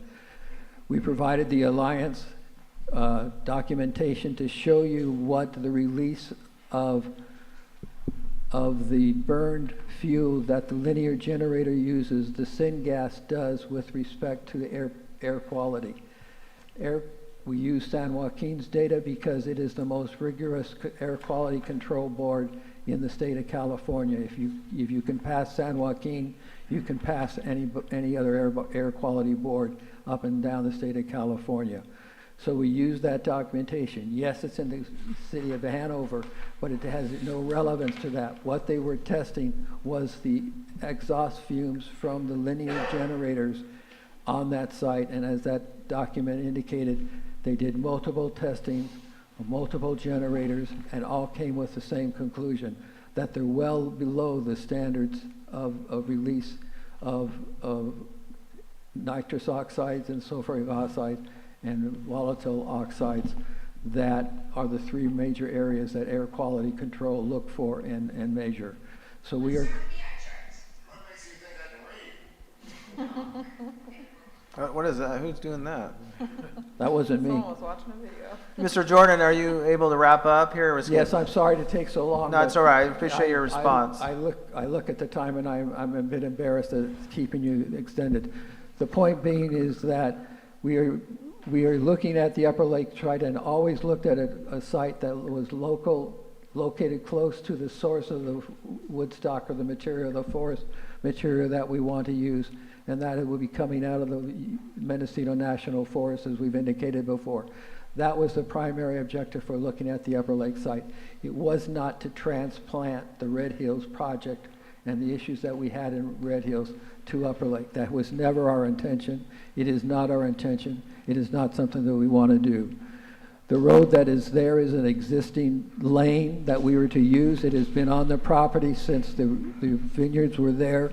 There hasn't been a concern in the past about the proximity of the lane to the waterway. We certainly are willing to look at moving that lane farther into the property so that we are creating a greater distance from the water flow aqueduct or canal that was noted. That is not a problem for us. We can do that. So that what you're seeing in this process is kind of a give and take between what we would like to have originally produced and what we're willing to exist. That is the reason for reducing the canopy. Yes, there was a fire sprinkler problem. It would have cost an additional $120,000 to put in a water sprinkler system and a water source. We negotiated that down by reducing the size of the canopy and also by then establishing a water storage tank that would be filled from the local wells that are on the property. Thank you very much. Thank you very much for Thanks, letting me, and Mr. I Jordan. apologize. Appreciate it. I didn't want to give you enough time, but we're getting along in the night. I wanted you to have a response. So before we move on to discussion or anything, we're long in the night. Do we want to move on and continue? Are you guys okay? Continue the meeting? This is important to the community to understand both sides. So any comments from the council on this? I just have one, and it might be just a point of clarification. And thank you all for all your hard work on both sides, like putting the presentation together and the responses. If a lawyer is getting involved, which sounds like that's probably the natural next step, I wonder about conflict of interest because we are a function of the county. We are an advisory committee for the county. So if the county is going to be a plaintiff on that, I wonder if it is appropriate for us to have that on our agenda. So that's just a question for ensuring we're staying above board here. That's a great, yeah. I mean, I don't know. I mean, we'd have to have a ruling on that from the county. My understanding, this body is an advisory to the District 3 supervisor. Yes. And if EJ had an objection, now would be the time for him to rise.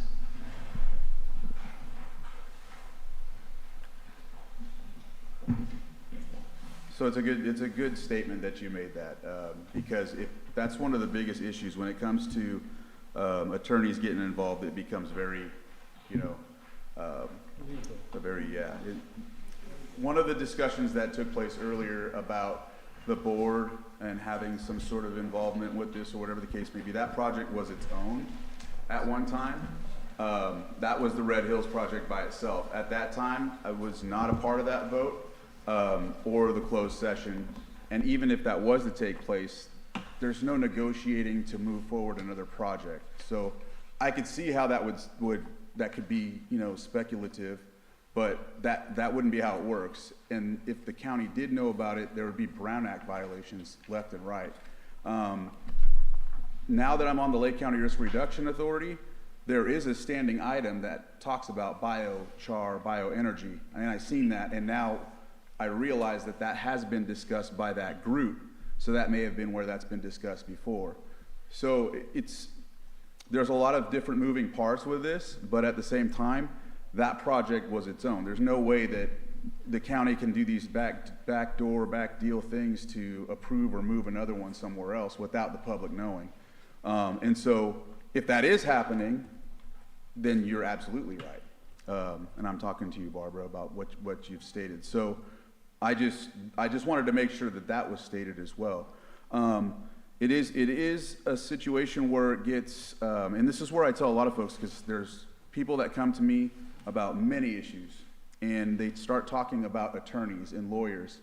And that's where I have to tell them, like with this situation, when you're talking about the Red Hills project, because I was recused from that discussion, I wasn't involved with that closed session item as well.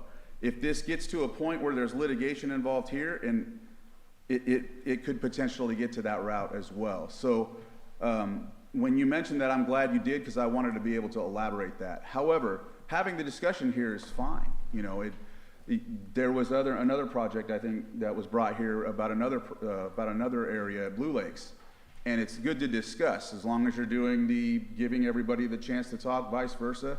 Dollar General came here when I first got on, right? And so it's fine to talk about those things. When it does get into this, you know, the legal aspect of it, on one hand, you got to be careful, because there could be some things that, you know, affect it. But at the same time, it would be all closed session discussions that I would have to be a part of in the room after that gets filed. So I tell other folks that I deal with that say, I've got an attorney, and I'm like, okay, well, maybe we should probably stop, because if you want me to advocate for the things that you've brought to me that I've seen, I want to be in the room to advocate for you or have that, you know, objective point of view. I tell everybody, and I mean this, I don't go in supporting or not supporting projects. I have to have what's in front of me. There's been many projects that have been brought here and other areas that people expect me to just jump right in and say I'm against it or for it, you know, and then you have others that like to just project and foment things and state that I'm in one position or another, whatever the case may be. But I like it before me. I like it to have it, and now that it's at appeal, it will come before me, and that's when I'll make my determination. And so I don't know if that helps for what you asked. Yeah, I think what I'm hearing is as long as the Worth doesn't take a formal stance and prohibit the alternative stance from speaking, we can continue speaking about it, even if it's legislative. No, you can take a stance. Your recommendation comes to me. Okay. So regardless, if you say, we would like to write a letter stating X, Y, and Z, you can do that. That's your body's decision. That neither here nor that, you can do that at any given time. So your body is in place to have these meetings so that people voice their opinions, and then when I'm watching them or a part of them, I have that information to make a better decision. Also, as anything else, you wrote a letter about the levies and other things, that comes to us as well. So you can take any stance that's in confluence with the community. I just, when it starts getting legal, then there's times where let's be a little more careful, because you don't want to have that issue backfire. So I hope that helps. Thank you. Mm-hmm. Hey, go ahead and state your name, and you got 3 minutes. Tom Lasik. I won't take that long.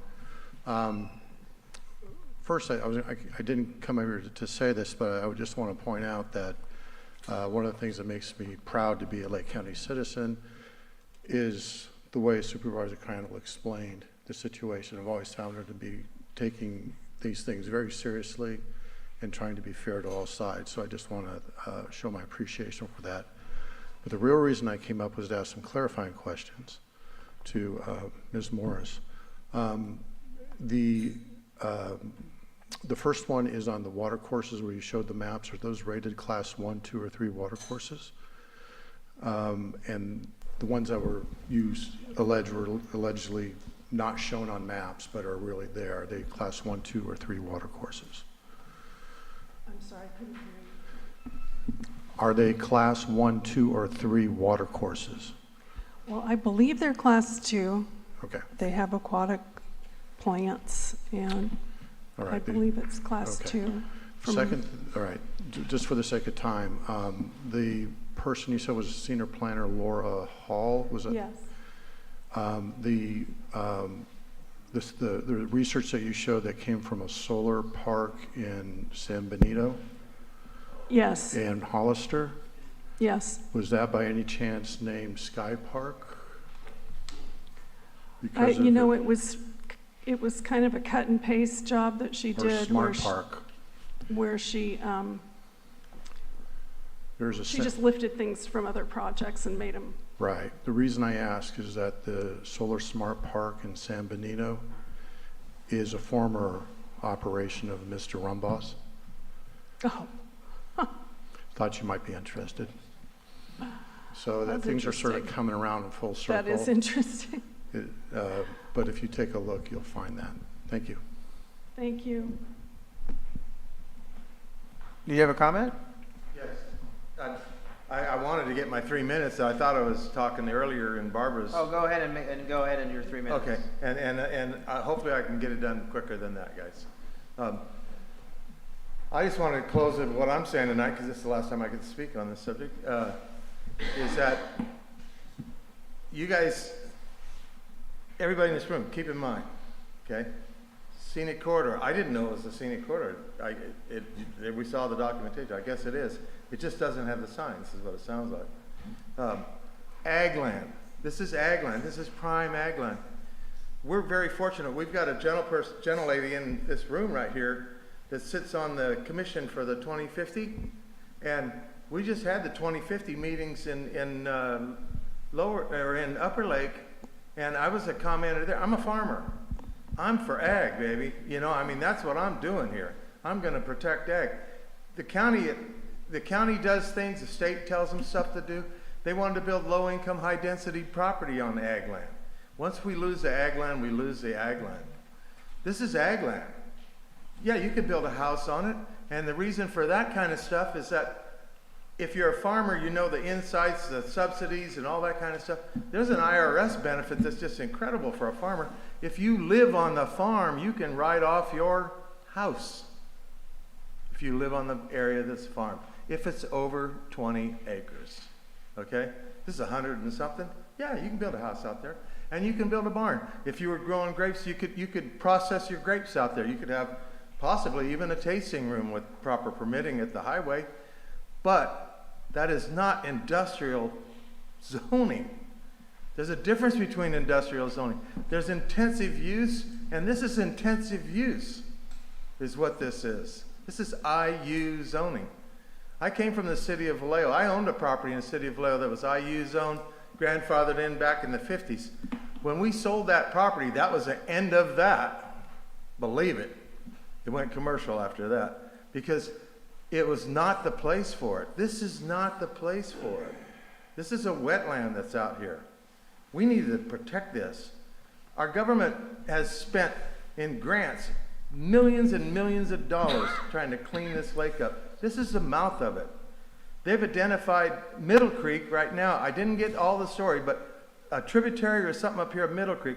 Long time ago, my instructor is a hydrologist, works for the USGS, okay?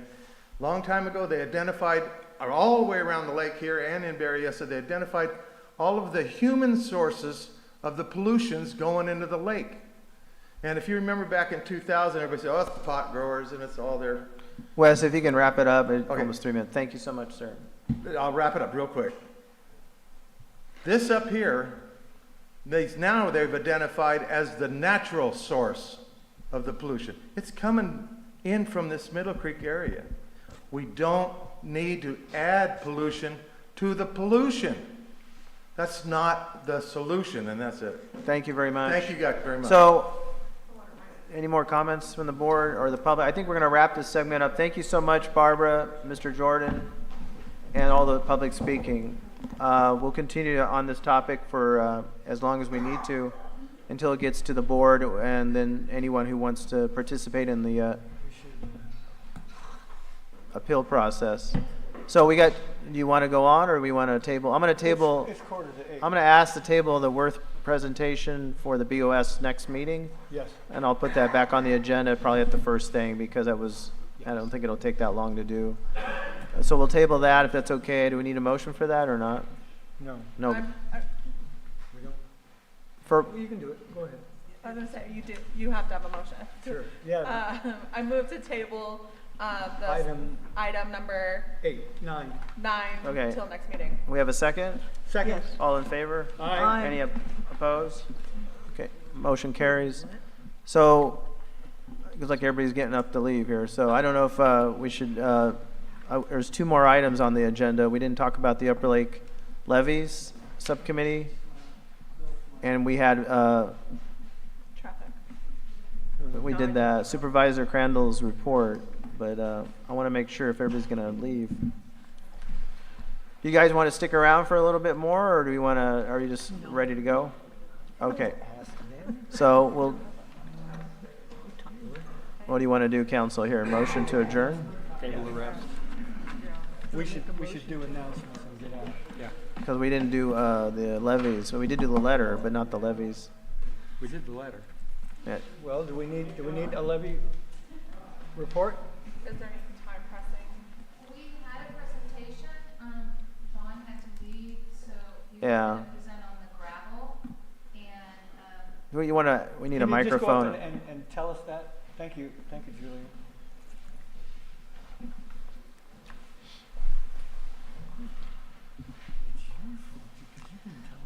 The Upper Lake Levy Subcommittee had a presentation this evening. It was on gravel, the ongoing necessary gravel extraction that the levee system was designed for, that hasn't been going on for decades. But he had to go because he has to be up at 6 in the morning. He also is a farmer. And we also were going to have an update from the Upper Lake Community Services District Formation Committee. And Ben was here to answer any questions, but I don't mind tabling. Do you mind? Yeah, we're tired. Yeah, we're all pretty beat. Thank you so much. I know it was a long meeting and it's important topics, and it's the time we have to do it because a lot of us are working and so forth. So I appreciate it all. So we have a moment before we get to the announcements. EJ, did you want to do a few minutes, or is it? Yeah, I'll stay. Just quick things. I wanted to make sure you all knew about the Cal Recycle Dump Days for the next 2 weekends. Wanted to make sure that was stated. So that'll be next to the fire department. Has to do with, of course, Dave's work and all of that. That work that you put on the map got them to get this grant, and they're doing that at least. It's unfortunate to hear, about the new guy and whatnot. But yeah, I just wanted to state that. There's also, there was a report, and I'll just post it. There was a report given about roads by Glenn Marsh this last week. So that's going to address a lot of, it's intended to address some of the issues that are discussed here and there. But one of the main things is the Rodman Slough is going to be paved properly. It's in line to be paved properly. At least on the report it was stated that.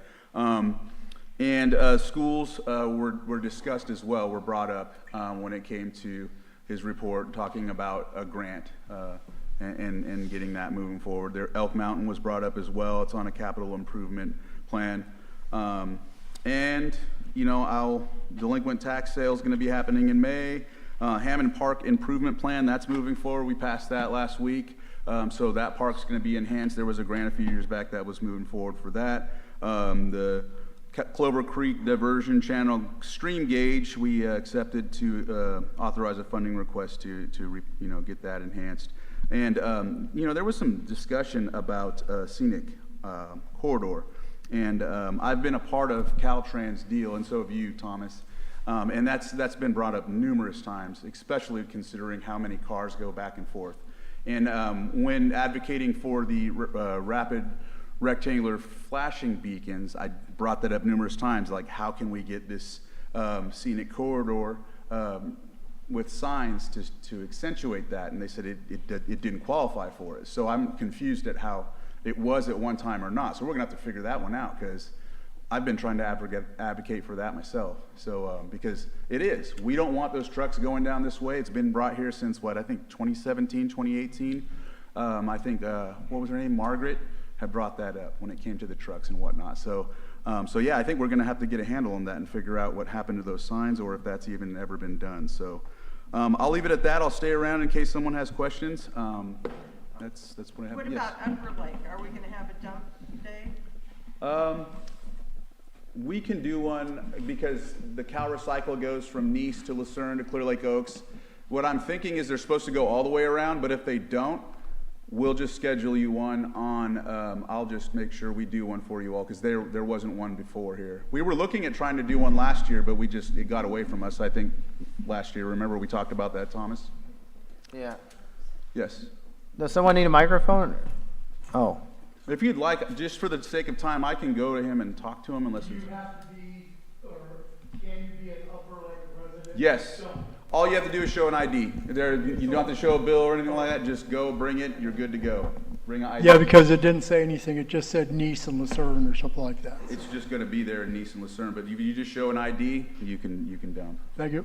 All right. Okay, well, thank you so much. Announcements. I have an announcement. So hi everyone, this year I am part of the planning team for the Upper Lake Annual Easter Egg Hunt. And so we are getting ready for that. That will be on April 13th. Soon as I get the confirmation from Mr. Smith, you will have the confirmation. But right now I have some flyers. We are accepting donations. So we're looking for baskets, not eggs. We don't need eggs. We need the things you put in the eggs.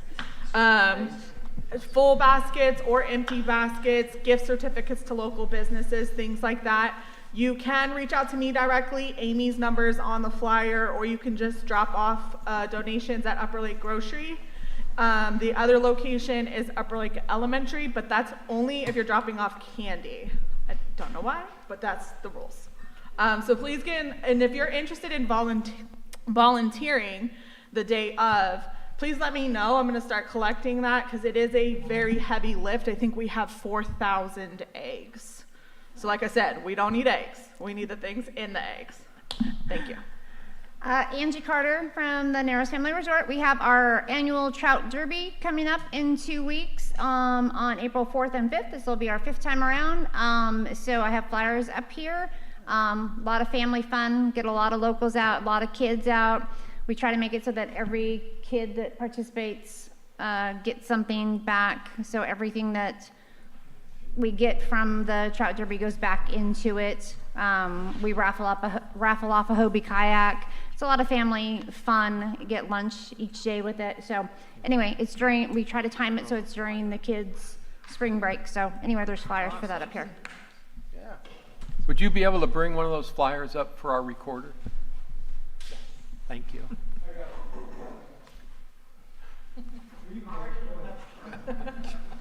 And Kate, we have the Gleaners tomorrow, right? Yes, thank you. Clear Lake Gleaners is distributing at the Nice Event Center, formerly Sons of Italy, 2817 East Highway 20. No one will be turned away. We have groceries sufficient for 216 households. The distribution characteristically begins at 7:30, and no one will be turned away. Thank you so much. This is a long night. Oh, we have another one real quick. The Upper Lake Senior Center had our spring fling luncheon this afternoon, and I was given this flyer on March 22nd from 11 to 1 at the Circle of Native Minds. There will be Writing for Wellness. So it's a journal writing workshop. I have an announcement too. Tomorrow is the equinox.